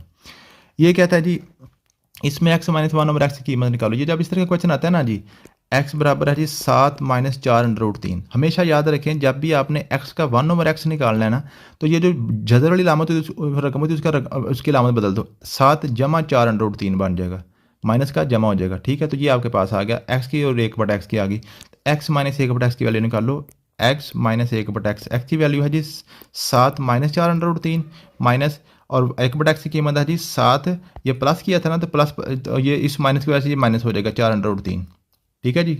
ऐसे आप करके देख लें ना, ये ऐसे करके देख लें, ऐसे, तो ये माइनस जब अंदर जाएगा तो इसको भी माइनस कर देगा, ठीक है। तो 7 7 7 कैंसिल हो गया, -4 और -4 -8 आ गया, √3 -8√3 आपके पास आंसर आ गया इसका, ठीक है जी। इस तरीके से आपने इसका आंसर निकाला। सिर्फ इसमें बेसिकली क्वेश्चन ये आपसे पूछना चाह रहा है कि आपको पता है कि जब हमने x को 1/x करते हैं तो जदर वाली की आप अलामत चेंज कर देते हैं। Water tank hold 8000 centimetre cube है, इसमें कितने लीटर पानी होगा, तो ये जब भी आपने सेंटीमीटर क्यूब को लीटर में कन्वर्ट करना होता है, तो उसको हमने 1000 रुपये तकसीम करना होता है। इसको 1000 रुपये तकसीम का, तो 3 0 कट जाएंगे, तो 80 लीटर आपके पास पानी आ जाएगा। तो ये फार्मूला आपने याद करना है, सेंटीमीटर क्यूब को जब लीटर में कन्वर्ट करते हैं तो आपने 1000 से तकसीम करना होता है।